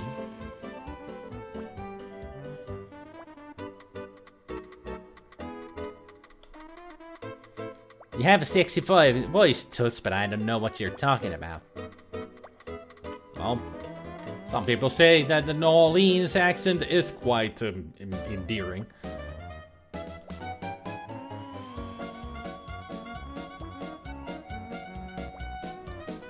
So maybe now we can find the Countess here in the speakeasy. I highly doubt it, though.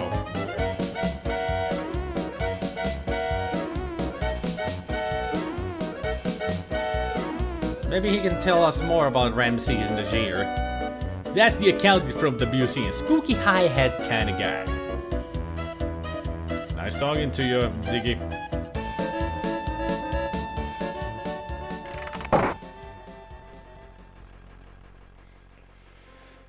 I'm thinking of going back to Low-Fat to ask about this Ramses character. Yeah, I'll take use for a ride if you get the door, if you get proof use of reporter. Okay, Toots, where can I take use? Quickly to Low-Fats, please. Faster.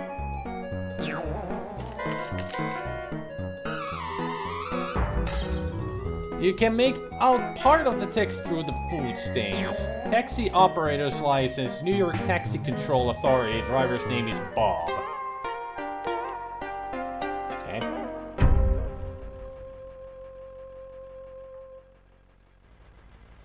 What about all that shit in the back of the car? We don't want to know. But if there is something important in that garbage, I'll take it next time. Because now I'm just gonna go talk to Low-Fat and hope I didn't get any stains on my lovely dress.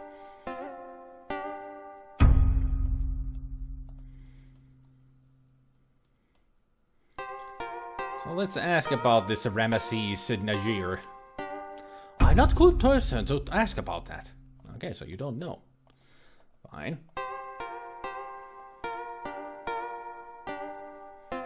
Why can I not move? What have you done to me?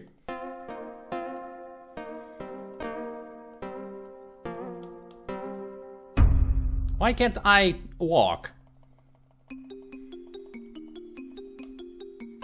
Why pick through somebody else's dirty laundry? Because there might be something important there. This feels like the clean interior of Low-Fat's Chinese laundry.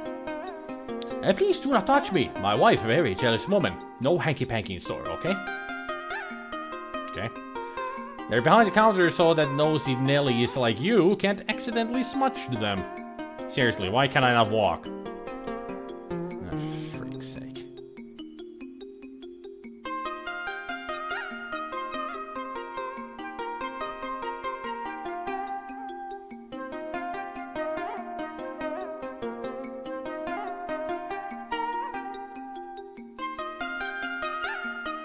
What you looking at?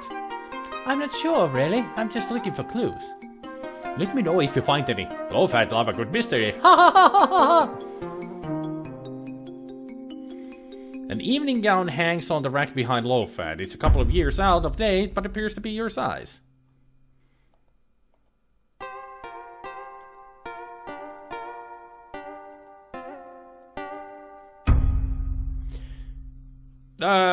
I'm breaking the game because now I cannot even get to the freaking... What's happening? What is happening here? I cannot save. I cannot load. I can't do anything.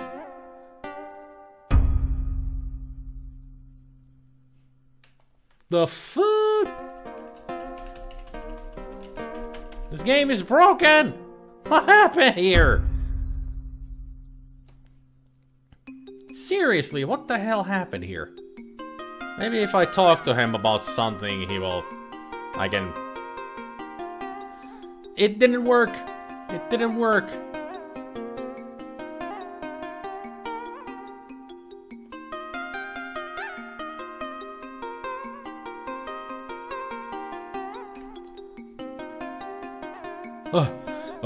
That freed everything. Good.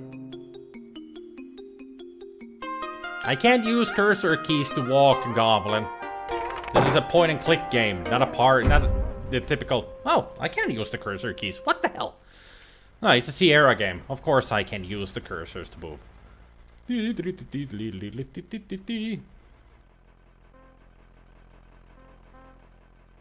After a quick glance at the dark staircase, you decide that it's potentially hazardous to your health and that there can't possibly be anything of interest upstairs.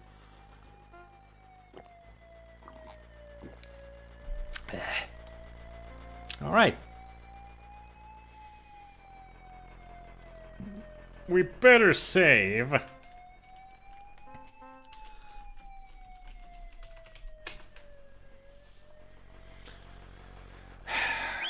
Are we gonna get Bob again? If so, we'll have to look at the garbage.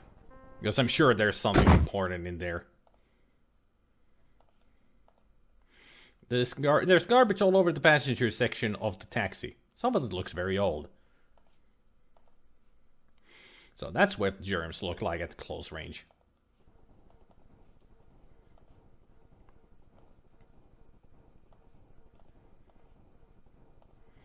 Okay, totes.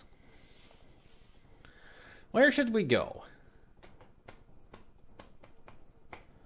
I'm gonna go to the museum.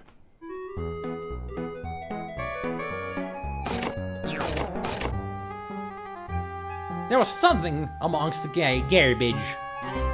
I have to go in.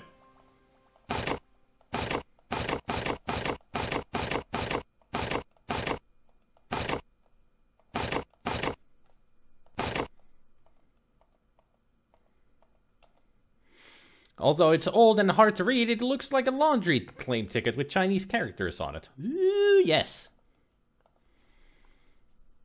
Take me back to low fats. Because now we can get ourselves something good.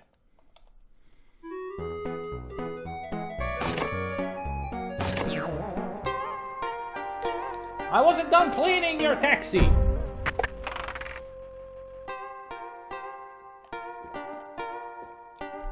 Ugh, this juice is too good. For once, someone being a pig pays off. It's not the first time you have to go through garbage in a Sierra game.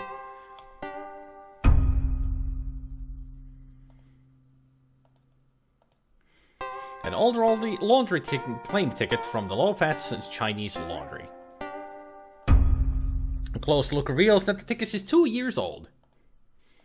It feels like a thin cardboard. This claim ticket 2 years old today. You're very lucky woman. Almost give this clothes away. It'll be ready Tuesday. Ha ha ha! Just kidding, ancient Chinese joke. Actually, this isn't mine at all. I found this claim ticket just a little while ago.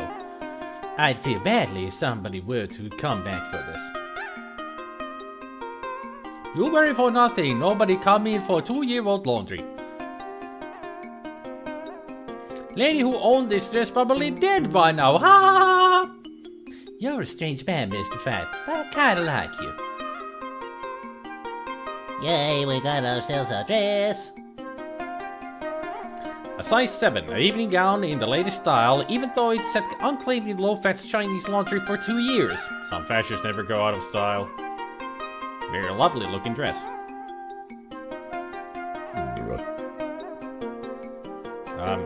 There. Okay.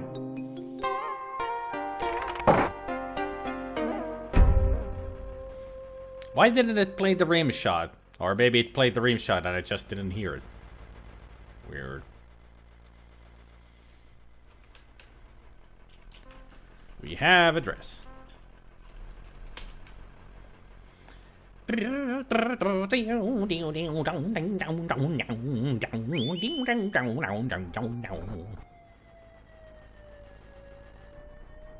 Rocco, you back yet? Now I'm gonna clean this shit up before we go anywhere else. There. That looks much nicer. You can take me to the speaks easies. Because that's where we're gonna change the dress. It's easy to tell.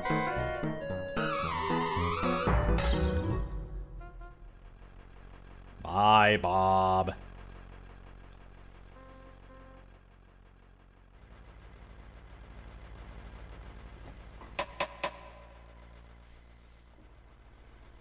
I know the secret word. The secret word is open the door. At first I thought... Want to marry you, Orky or a Jip? There. Ba-ba-boom! Oh, you're saying it now. Wait until we have this dress on. You look so cute in that outfit, makes me want to scream. Nice body, but where did you get those clothes, Salvation Army?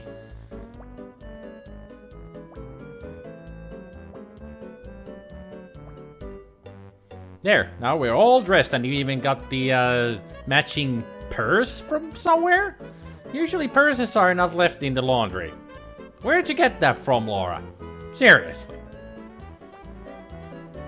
Seriously.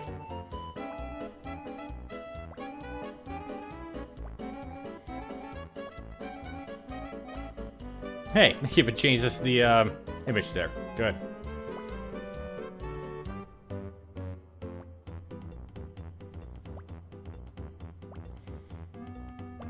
And we're out of here. We have a meeting in the museum to get to. And an investigation. And a stolen dagger. You thought that the taxi was playing the siren as it came close and not just a background effect just now.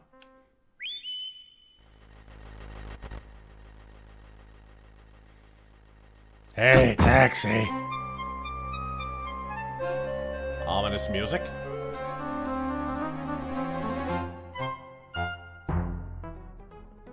Oh, Act 2. Gesundheit. Suspects on parade.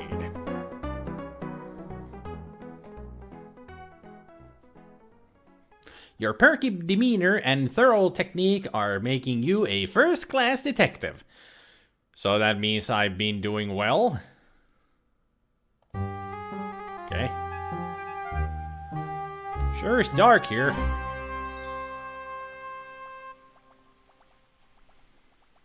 Isn't there a way to check your points?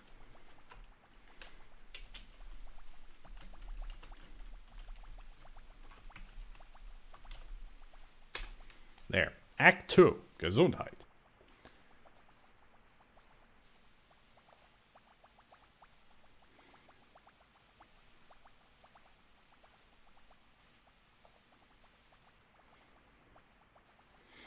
It also changed the bag icon in the menu. Nice touch. Yeah, I noticed that too. That now it is the purse, not the bag. Or the bag-ear purse. Now it's a... now that is a more of a bag purse. Well, let's just go inside then. I think that is Wolf Heimlich. There's a tall, imposing gentleman guarding the door. He appears to be wearing a German military uniform. Wolf Heimlich at your service, I assume. This affair is by invitation only, Fräulein. Your papers, please.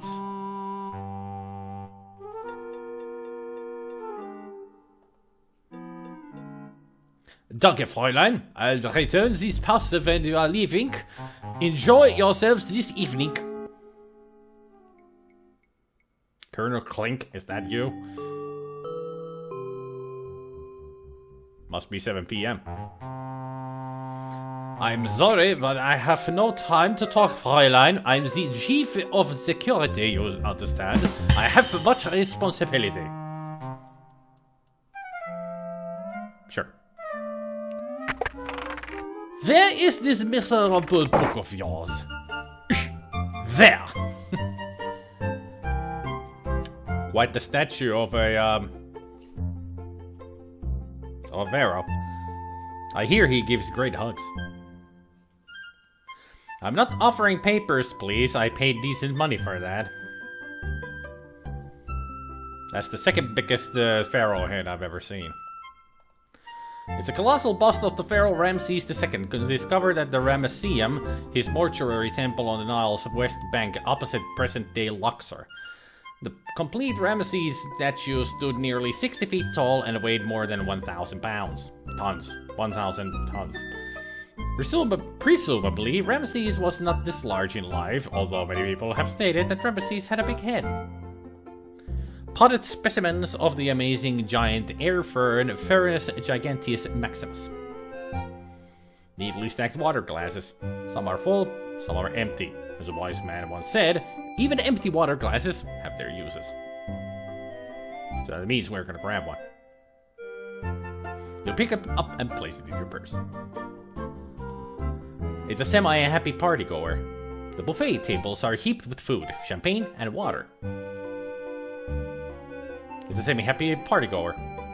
You eye this woman with a certain amount of jealousy. Not jealousy, jealously. Her fashionably high cheekbones, impeccably styled hair, and sultry eyes make you feel mousy and naive by comparison. Don't change, Laura. You're good at the way you are. She's just a hussy. You're a good person, Laura. Never change. This man looks like he's very low on moral fiber in his construction. His eyes dart around the room nervously as he is expecting someone to jump on him. His bald head reflects the overhead lighting. Dr. Pippin Carter is a tall, dignified, middle-aged gentleman with a carefully trimmed mustache. This snappily dressed man looks like an accountant, but there's an air of mystery about him as well. This short, blustery man reminds you vaguely of President Roosevelt. Despite his diminutive frame, his bearing is self-assured and cocky, and his pince-nez only adds to an aura of distinguished snobbery.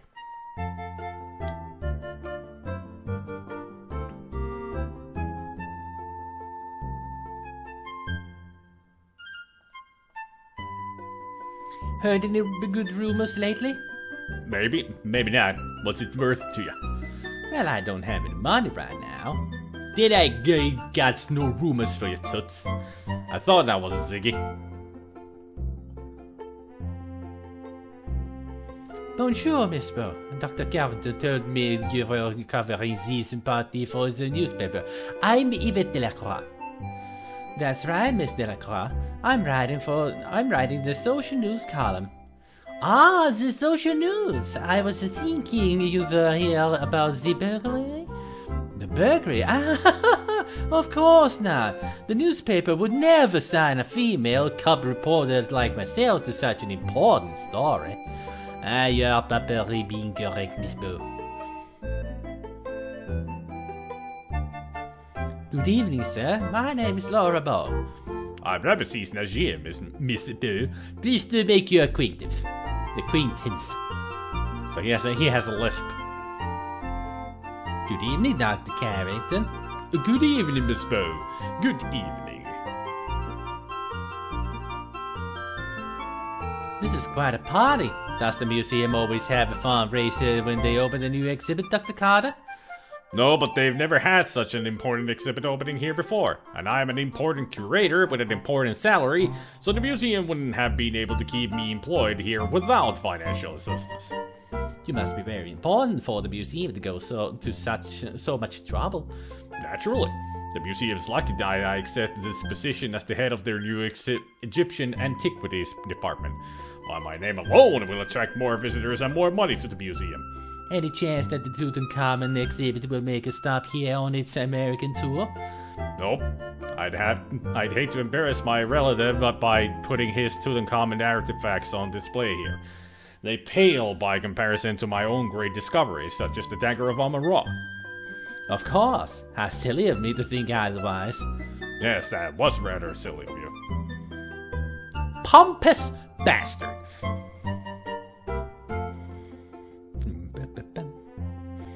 But FDR served from 1933 to 1945. Does she mean Theodore Roosevelt then? Probably. Not FDR, but Theodore. And I also remember her tour the Eiffel. No spoilers.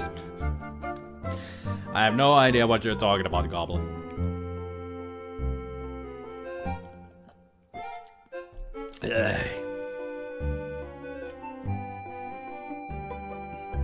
So let's ask Dr. Carter about Carrington. Dr. Carrington is a fine chap. Used to be in charge of the British Museum, you know. I ran into him several years ago when I visited the British Museum to consult with Dr. Budge. Seems odd that Dr. Carrington doesn't remember me, but I almost didn't recognize him either. He's getting old after all. Looks different. Memory's probably shot as well. Or maybe he's a totally different person. Never thought of that? Rather an unfortunate name, I think. How about you tell us about yourself? That's me, you silly girl. If you want to arrange an in-depth interview, we'll have to schedule in later in the week.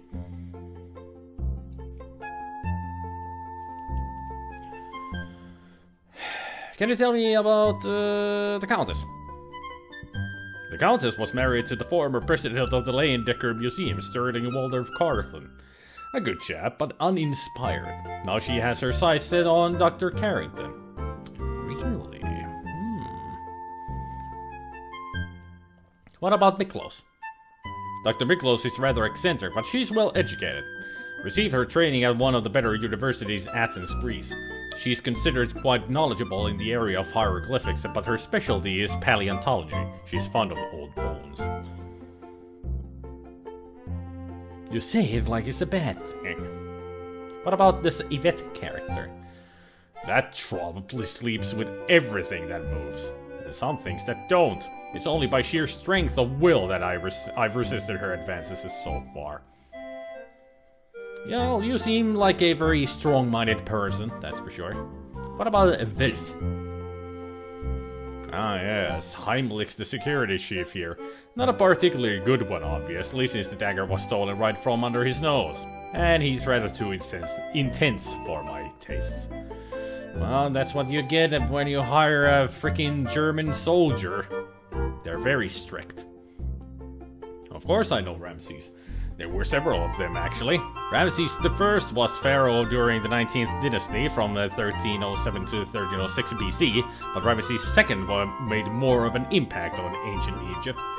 From 1290 to 1224 BC, Ramses II undertook a succession of gargantuan construction projects which left his mark on the face of Egypt for thousands of years.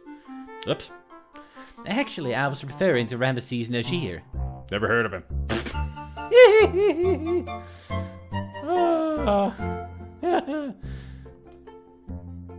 You already asked me that, you silly female. Well, you pompous asshole, I'll ask about something else then. How about the museum itself? With a little work, I can turn the Leyendecker into a world-class museum. But that can wait a few months until they decide to make me the president. Dr. Carrington will have to find another employment, of course, but I'm sure some lesser museum would be happy to have him on their staff. Okay, you pompous a-hole, let's ask some more. What about the burglary in general? You must be very upset about the burglary. Quite so. If I ever find out who stole my Dagger of Amon-Ra, they won't live to regret it, I can assure you. Oh my, do you have any idea who would do such a thing? I have my suspicions, but I need more proof before I subject him to the full force of my wrath. Have the police learned anything? Those incompetents? Hardly. They couldn't even find any clues around the dagger display. Sounds like the burglar might have been a professional.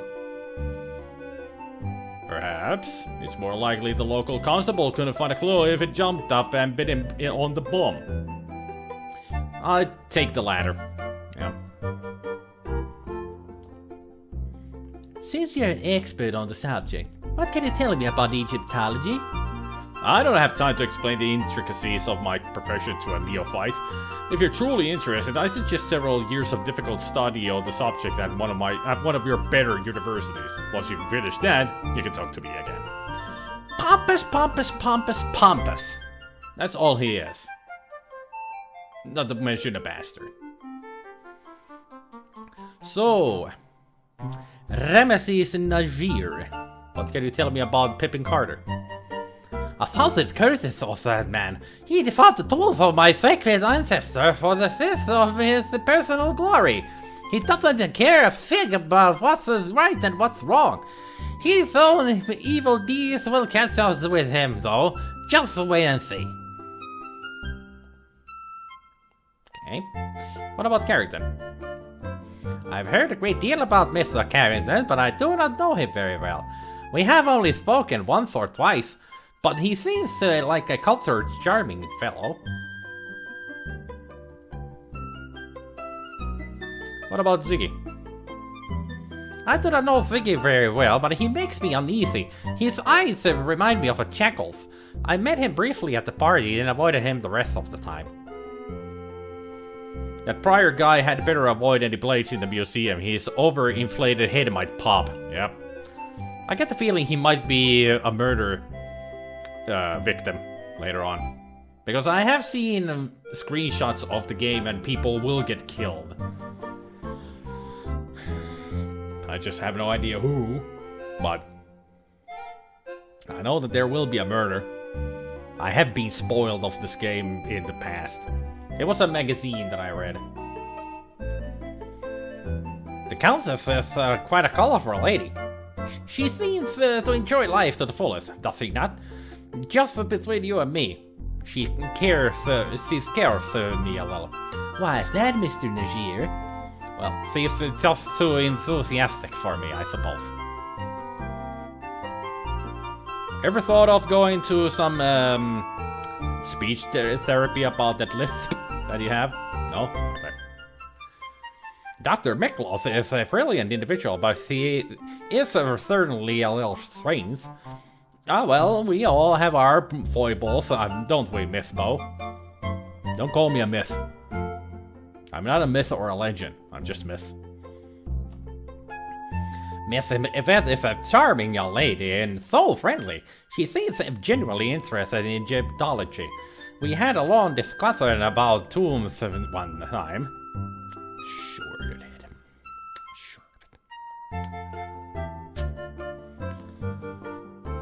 I find Mr. Heimlich to be most intimidating. He seems to enjoy looming over people. It's his job. He's a security officer, you idiot. The Landecker is a beautiful museum, Miss Bo, but I do not approve of the despoiling of my ancestors' tombs, much less the wanton display of their bodies and their personal effects. Well, it's, showing history. Mr. Najir, would you have any idea who might have stolen the Dagger of Amon-Ra? No, but whoever did would be boiled alive. He should be fed to hungry crocodiles. His guts should be thrung from the pyramid. He should... Oh, excuse me. I get a little passionate about the suspect. Quite alright, Mr. Najir. I understand. Sounds like he got butthurt of things being stolen. I don't really need to ask him about anything else. Let's talk to our Dr. Archibald Carrington. My bet is more that he has the perfect motive for it than a victim, since he would move up in position if the current president was proven incompetent, though it might be more an obvious ruse for us. No, I would assume that he would be a victim. The fellow has quite an overinflated ego, but he's got a legitimate reason for it, I suppose.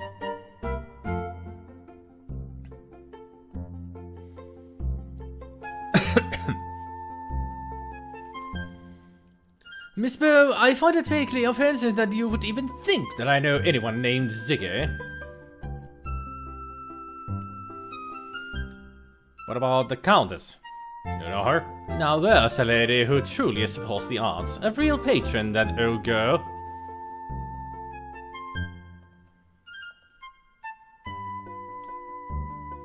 Dr. Miklos is one of the museum's most respected curators.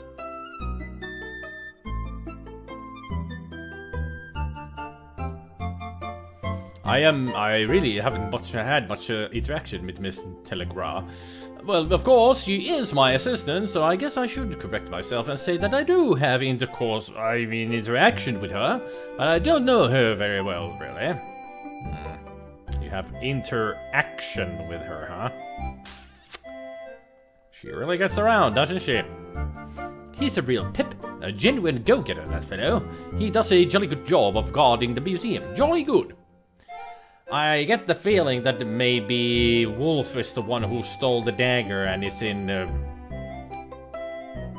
works with Carrington. I'm starting to suspect that. Now there's an intense personality. He doesn't look it, but there's something seething below the surface. I'm frightfully sure of it. In any case, the fellow is a fine accountant. Yeah, he sure has something under his skin, like some other person. Wink, wink. I know who you are. The Lion Dagger is simply fantastic, Miss Bow. This is an opportunity of a lifetime.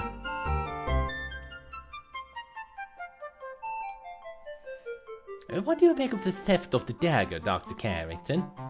It's simply beastly. What is this world coming to when the crepuscular ruffians can invade a museum like Visigoth? Do you have any idea who could have done such a thing? Not at all, but if I did, I'd be tempted to teach the brute a lesson. Sure. You're the kind of guy who would do that. So, Yvette, can you tell me about Dr. Carter? Of course she gets around. Her job involves her reaching further for her clients. Monsieur Pipin. He's such a great man and quite attractive, no? What about Carrington, your boss? Dr. Carrington, he's my superior, so I'd rather not be saying the bad things about him. What bad things? He is very strange, even for a man. But you are trying to trick me, no? It's best that I am not talking about him. Okay. So maybe she knows something about him, but is just not telling us anything. The annoying little man? I met him at the speakeasy long ago, but he is not my class of person, no? He's the criminal type.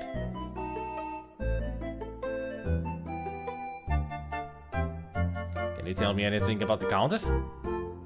The Countess, she is not what she seems, no? What do you mean? Her last husband, she was afraid of her. He told me. Then, as I learned more, I was becoming afraid of her too. Oops. It is all the act, no. She is the dangerous one. Now, I think she is after Dr. Carrington's money, since I'm seeing them together so often lately. I don't understand. Why is she so dangerous? Just be trusting me, Miss Bow. Stay away from the Countess. People die when she's around. Oh, dear.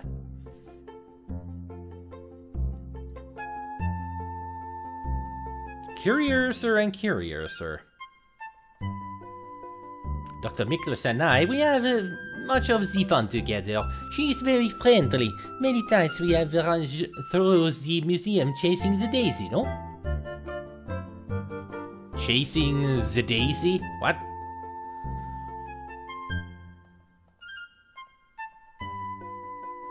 Yes, I am Yvette Delacroix. I am not the one to be talking about myself too much, no? I am not like the great Dr. Carter, who has so many of the great stories to tell. I'm sure you have your share of stories to tell, but they're not the kind of stories that you would like to tell everybody. Monsieur Heimlich, he is the intense fellow, no? Very military, very stiff and straight. I feel very safe around him, but I also feel uncomfortable. He patrols the museum so much, it is strange the dagger was stolen from under his nose, no? Do you suspect him of stealing the dagger? Who knows? I'm not the policeman, but he seemed very upset about the burglary. Maybe too upset, no? You never know. I think that chasing the daisy is a polite way of saying rolling around together. I could be wrong, though. Might be. Monsieur Najir is a funny little man. I see him in many strange places in the museum, but he is only the accountant for us. So I don't understand why he's here all the time. Do you think Mr. Najir could have stolen the dagger? Why, because he is the Egyptian? I do not think so, Miss Bo, but I do not know him so very well. He is a man after all, and who knows how they are thinking. Well, when they see girls like you, I'm sure they don't think with their brain. I wouldn't. The museum is a wonderful place to work. The people, they are so friendly, and I'm enjoying my work here. I intend to be the president someday. Good luck on that. It is terrible to think someone would break into this museum and steal something so valuable. Monsieur Heimlich, he is all broken up about it, although he doesn't show it. How did Dr. Carrington react to the burglary? Dr. Carrington, he is a very dignified man. There is not much you can learn from his face. He seems to have taken the burglary very well, although he was angry with Wolf about the poor security. There are many suspicious people here tonight who could have done it. The Countess, for example, or the little man Ziggy, but I have no proof. You understand? I kinda do. Alright. Is there a way to talk to these people? Hi, I'm Laura Bow. Being snobbish, high society types, these partygoers just ignore you entirely. You're simply not part of their social circle.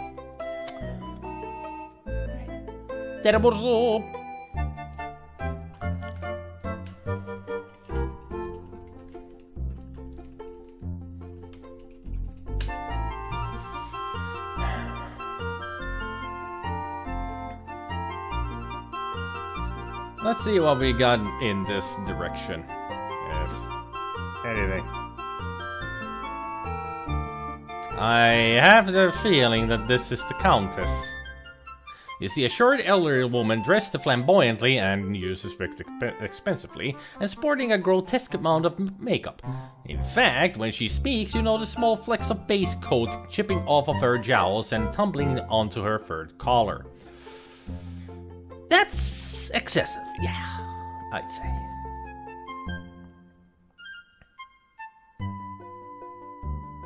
Hi, I'm Laura Bow. I'm uncovering this event for the Tribune Society news column.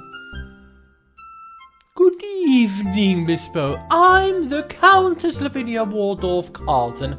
Please be sure to spell my name right in your story. Or maybe I should be reading that like Linkara reads Frank Miller's writing. Okay, let's ask about people like Carter. Truly a man of great ambition and integrity.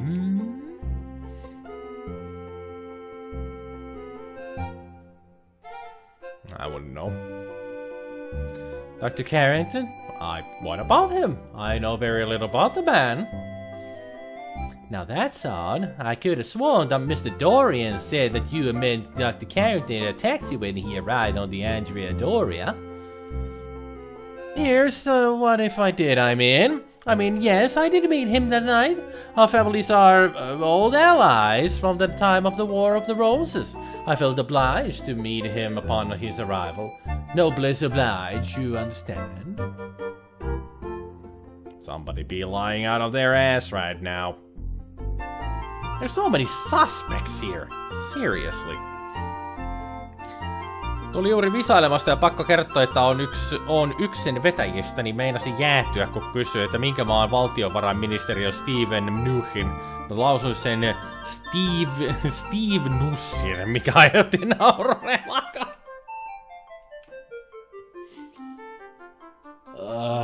Steve Nussin. Stevenussin. No se on ihan kiva, että sä sitten Stevenussit siellä. Some Finnish humor happening here. You know, pronouncing things wrong. The only thing you can do at that kind of moment is to laugh, you know. Well, to tell you the truth, dear girl, I find him to be a crude, uncultured ruffian. Well, it's good to find him like that because he is an uncultured ruffian. He seems a perfectly dreadful little fellow. That's all we need to know about Ziggy. What about Miklos? My, she is unusual, isn't she, dear girl? I can't stand that horrid ferret of hers. I'm sure it hates me. She has a ferret? She has a ferret? We must see this ferret. Ferrets are freaking adorable. En minä osannut lausua tota nimeä oikein, no en minäkään, se on aika vaikea. Ne on Steven Mutchen. Uskoisin olevan sen nimi. Minuchen, Chimpchen. Steven Chimp. Se on se, miten lausutaan. En minä tiedä. I'm not interested in discussing that little trollop.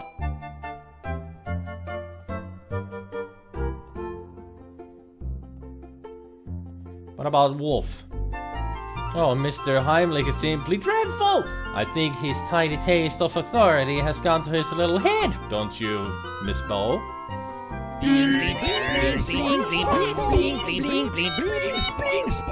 Cute annoying ferrets 3. Yeah, cute annoying ferrets 3. What about Ramses? Oh, he's a darling little man, just darling. I didn't know that you have a southern accent just like she has, Laura has. Tell me about the... or maybe British? He's just a darling. So what about the museum? Don't you think Lane Decker is simply divine? Don't you? Oh god, I have to talk like a Rarity. I don't want to give like Rarity's talking style to her. She doesn't deserve it. So what about the burglary? What do you make of the theft of the Dagger of Amon-Ra, Countess? Oh, it's horrid! Simply horrid!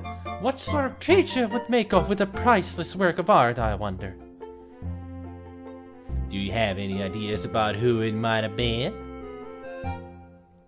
Oh my, no! I try to associate with dreadful people, dear girl. Or try not to associate. Countesses are bad, okay? Pitää jatkossa sulta varmistaa, miten ulkomaiset nimet lausutaan, jos niistä meinaa tulla tommosia pervonimiä. Kannattaa kysyä. En ole ihan varma, osaanko mä itsekään lausua niitä sitten oikein, mutta hei. You never know until you try it. Don't knock it until you try it. Or something. I don't know. We're just flapping gums here with words, you know.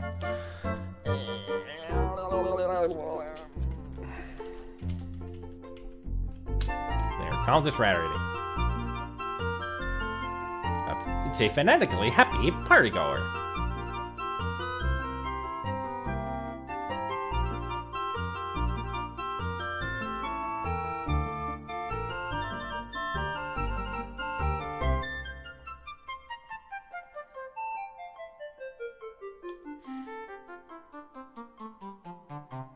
I was wondering if we would get to listen to them talking, but apparently not.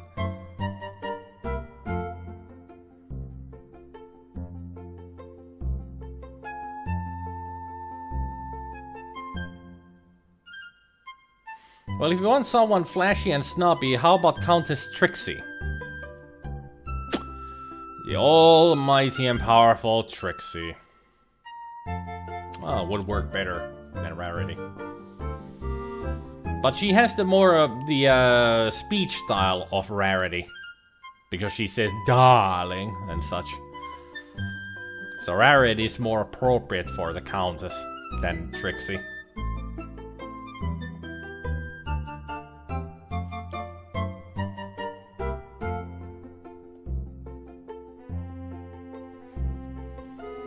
I'm not sure. My eyes may have deceived me, but I thought that the pharaoh head just blinked. Or maybe my eyes are just playing tricks on me. I got my eyes on you.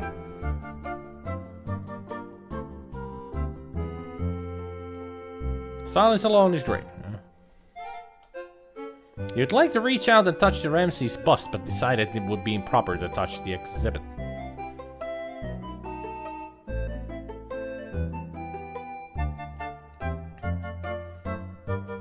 There is an eavesdrop mechanic, just not on non-speaking characters. Oh, there is an eavesdrop mechanic. I'm still keeping my eyes on you. A severe conservative, middle-aged woman with an intelligent look in her eye.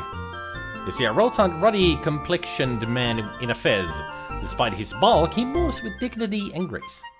You see a tall Irish gentleman with red hair who acts like a cop. I think that's the detective. And a happy partygoer. Not fanatically happy.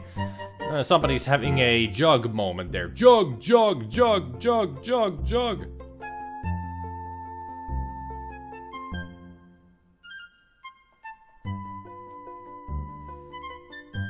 You must be Dr. Fat Chef Smith. Nice gold ankh you're wearing. This is quite a party, isn't it? I find it distasteful to celebrate thievery in the name of science. The artifacts in this museum's Egyptian collection do not belong here. They belong in Egypt. That's only your opinion.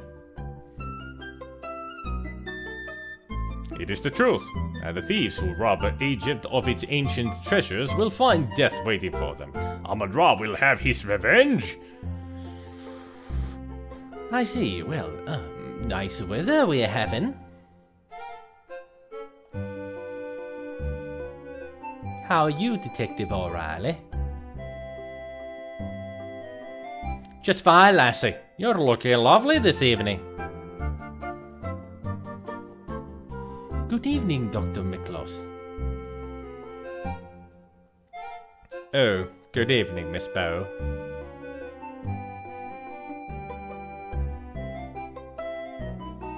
So let's ask the detective about stuff. That fellow is just too big for his britches, that's all I have to say. Someone ought to take him down a notch or two. Very true. Let's see, what else would we have? Everybody. He's got too many brains, that one. He thinks he's better than all of us. That's usually how intellectual people go, you know. That man is a human weasel. Stay away from him, lassie. Do Irish people really call people lads and lassies? Actually, they do. Never mind. Forget I asked. Now there's a slippery old bat. If she's royalty, then I'm Rudolph, ya Valentino.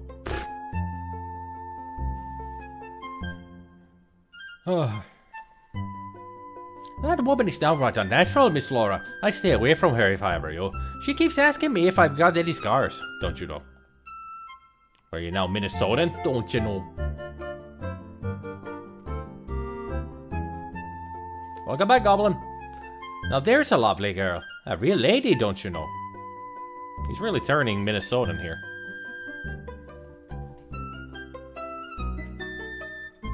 Singing to the tune of Private Eye's Pharaoh Eyes, they're watching you, watching your every move. I don't remember the Private Eyes how the tune goes. I do know the song that you're... Holy cow, to me that guy in the middle with the white shirt looks like he belongs in a bizarre spacesuit on Star Trek with that face and getup. The guy in the middle is a woman this time, mercenary.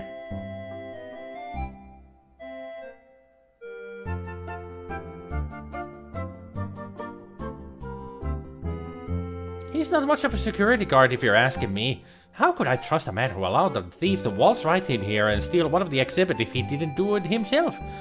He hasn't even got an alibi for tonight at Berkeley, so he was here alone. Really?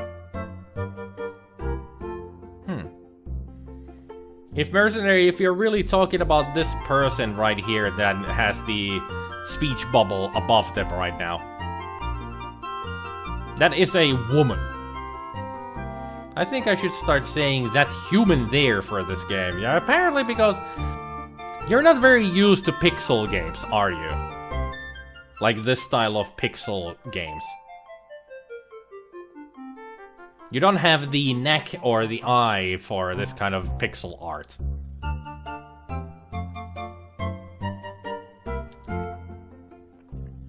You are, but just not this style, this art style. Welcome to Sierra Games. They had this style of art for many years in their VGA games. MT32 artwork, and hello. This is MT32.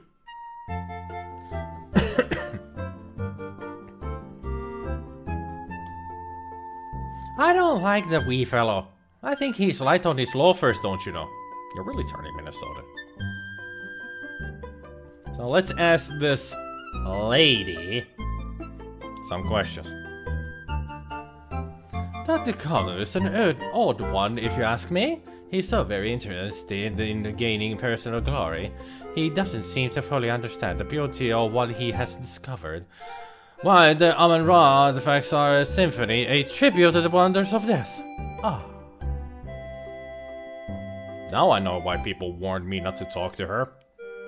She's weird. Dr. Carrington is a quiet one. I don't see him very often. I'm certain, however, that he must have a poetic soul. What makes you say that, Dr. Miklos? I've seen him walking amongst the dead in the Egyptian exhibit late at night. I cannot blame him. It's better than moonlight on headstones. Ah.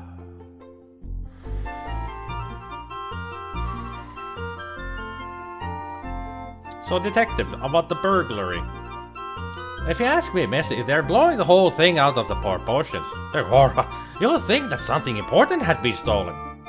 You don't consider a priceless Egyptian artifact to be important? Listen, girlie, if I chased down every petty theft that occurred within the nastier segments of the population, I'd be working 30 days a day. 30 hours a day. I would hardly call the Lane Dickens Museum a nasty segment of the population, Mr. O'Reilly. And if you're referring to our Egyptian visitors, shame on you. And don't call me girlie. By my father's whiskers, you're a fiery one, Miss Laura. All right, I won't call you girlie, little lassie. That will be the moment when Laura puts on a glove on her hand and just goes whack on his face. I mean, he deserves it. He deserves to be slapped hard on the face. What a douche. Random question, but did you ever see the show called The Terrahawks in the 80s? Gotta look this up.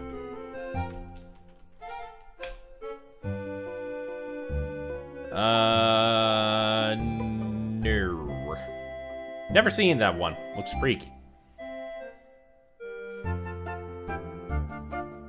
But I can surely say to you that no, I have not seen that. Terrahawks. I was guessing she'd go fill a glass of water and throw it in his face. Well, that would work too, but to me, he deserves to be slapped on the face. Hard. So that it leaves a full handprint that everybody can see that he got what he deserved. Ah, yes, Detective O'Reilly. I can't say that I'm overly fond of that one. He has a little respect for the wonderful things in the museum, and he is too firmly rooted in this life. I do not believe that he likes the dead at all. Can you imagine? No, I cannot even imagine how much you're fixated on death. An odd little fellow, that one. He reminds me of one of the specimens in my dried rat collection. Yo, Ziggy! She just compared you to a dead rat! Burn! I don't know if I trust that one. She screamed when she saw my beautiful dried rat exhibit, and cried out like a baby when my ferret Daisy bit her ankle. Foolish woman. Ah, chasing Daisy through the museum, like Yvette said before. They were chasing the ferret. They let the ferret run around wildly, and they chase it. Cute.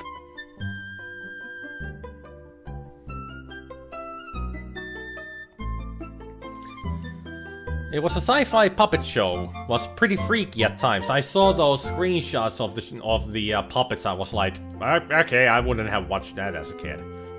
She's a bit like Vulcan. Yeah, she is kind of and fascinated with death. Does she keep a Necronomicon under her pillow? I think Necronomicon is a Bible to her. Considering how much she likes the dead, comparing Ziggy to a dead rat might have been a compliment. True. Good point. I find Yvette to be charming, young lady. Some people around here don't appreciate her zest for life, but I find her quite refreshing. Maybe I should really keep her talking more like Mr. Spock or any Vulcan. Ah, Wolf. He has some lovely scars, doesn't he? Just between us girls, I think he's dreamy.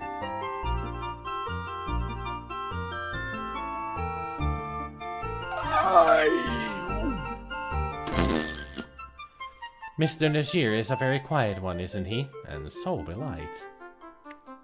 Sometimes I wonder about him, though. I see a certain light in his eyes, like Daisy's when she's about to kill a spider. I think I like Mr. Najir.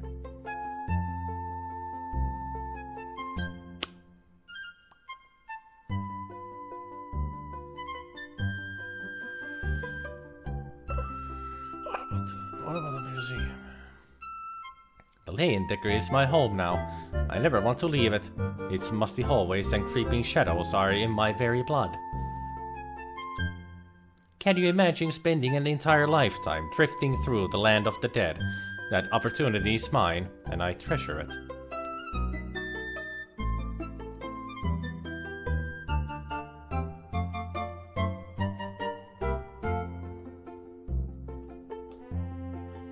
Oh yes, he runs the laundry down the way. He always manages to keep the pleating in my silk shrouds just right. At least you didn't have anything freaky to say about low-fat. Dr. Miklos, do you have any idea who would want to steal the Dagger of Amon-Ra? Ha! Very funny. Everybody's silly, girl. It's a priceless artifact. Not only that, but it is said that the blade is an unknown alloy that can slice through bone like butter.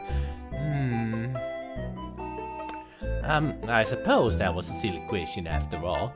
Let me rephrase that. Do you know of anyone with any particular motive? Well, Tut Smith and Ramses this year both wanted it very badly to return it to their their homeland. But they are both so upset it hardly seems possible that they could have done it. Very true. Then again, perhaps they're just fine actors. Ha ha! I would imagine that's how she would laugh. Ha ha! No emotion. Have you ever read the Necronomicon? I managed the intro story and that was it. I haven't really read it ever.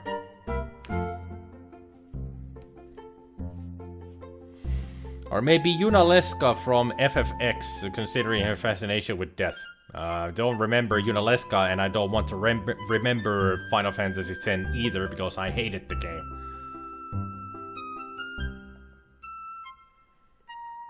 Is there anything else? I'll ask about the Egyptology. You are an expert in Egyptology, aren't you, Dr. Miklos? Well, yes, I suppose I am. I have been fascinated with the ancient Egyptians since I was a tiny girl. They love death like you Americans love baseball. That's quite true. They were fascinated with death. Well, let's talk to Tut Smith then. About everybody. You dare to mention his name to me. He is the blasphemous temple destroyer and tomb robber who stole the Dagger of Amon-Ra from Egypt. He will know the full force of the curse of the pharaohs. The curse of the pharaohs? What's that? The defilers of the great Egyptian tombs and temples will all die as a result of their crimes. The gods themselves will punish them. The great Amon-Ra will snuff out Pippin Carter's life as easily as I can crush a dung beetle under my shoe. How will this happen? Amon-Ra works in mysterious ways. You will have to wait and see. So you're just waiting for the opportune moment to stab him or anything? Poison him, maybe? I had hoped that Dr. Carrington would listen to reason. I had made another appointment to speak with him about the return of the Dagger of Amon-Ra to its rightful home, but this seems futile since it is no longer in the museum. Another appointment? You spoke to Dr. Carrington once already? Only by phone. He denied Aegis' claim to the dagger. It was hoped that a personal visit would convince him of our sincerity, but the situation has changed since then. I see. Curiouser and curiouser. I believe he's investigated the burglary of the Dagger of Amon-Ra. Perhaps if he'd stopped drinking, he might have a chance at finding it. Ha! You're asking an Irishman to stop drinking. Good luck with that. Never heard of it. You ask yourself if you can handle the tasks before you. I want to talk to Dot Smith. Thank you. I have only met her briefly, but she seems to have a sincere concern about my problems. A charming woman.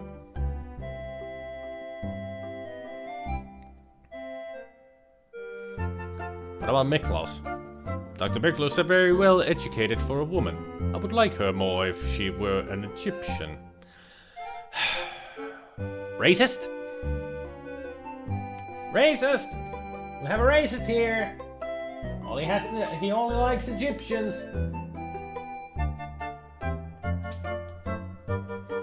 Ah, delightful girl. I keep asking her if she'd like to be my second wife. She's so very feminine and seductive and charming and attractive and... Okay, I get the idea. You should try to be more like Yvette. Men would like you more that way. Okay, not just racist, he's a sexist. Men like me just the way I am. That's what you think. I find you quite... annoying. Racist and sexist! Anybody? Somebody gonna... Yoshi? Okay. 1920s, remember? Yeah. Racist and chauvinist. Yep. No, Artvartti kirjoitti se hienosti siellä sovinist. Se ei oo mitä se englanniksi kirjoitetaan. It's a chauvinist, yeah. Aardvark wrote that in the Finnish style how we write chauvinist.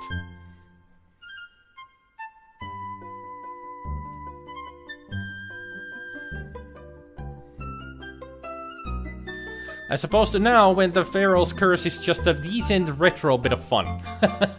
Very true. Very true. Chauvinist is not English. No, it's chauvinist. Like Gabriel typed it there. That's a Chauvinisti on chauvinist. Yep. Spelled and pronounced differently. Yep. Suomeksi chauvinisti, englanniksi on chauvinist. English. It's a language.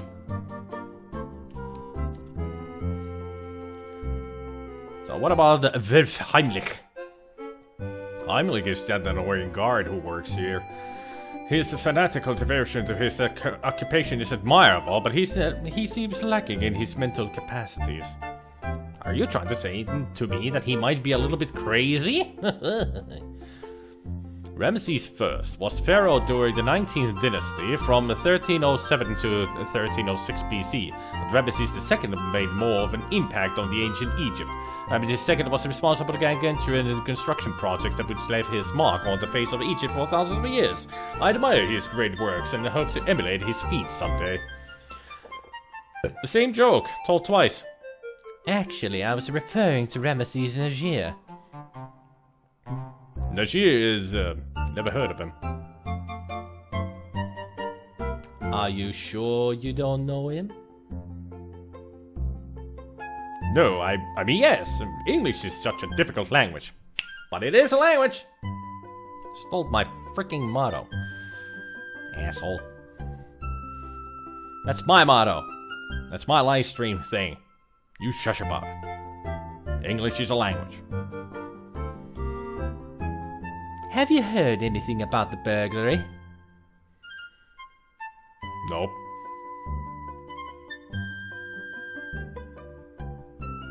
Do you have any idea who would want to steal the Dagger of Amon-Ra? It has already been stolen once. From Egypt. I can see I won't get anywhere with you on this topic. I can see that too. Jeez.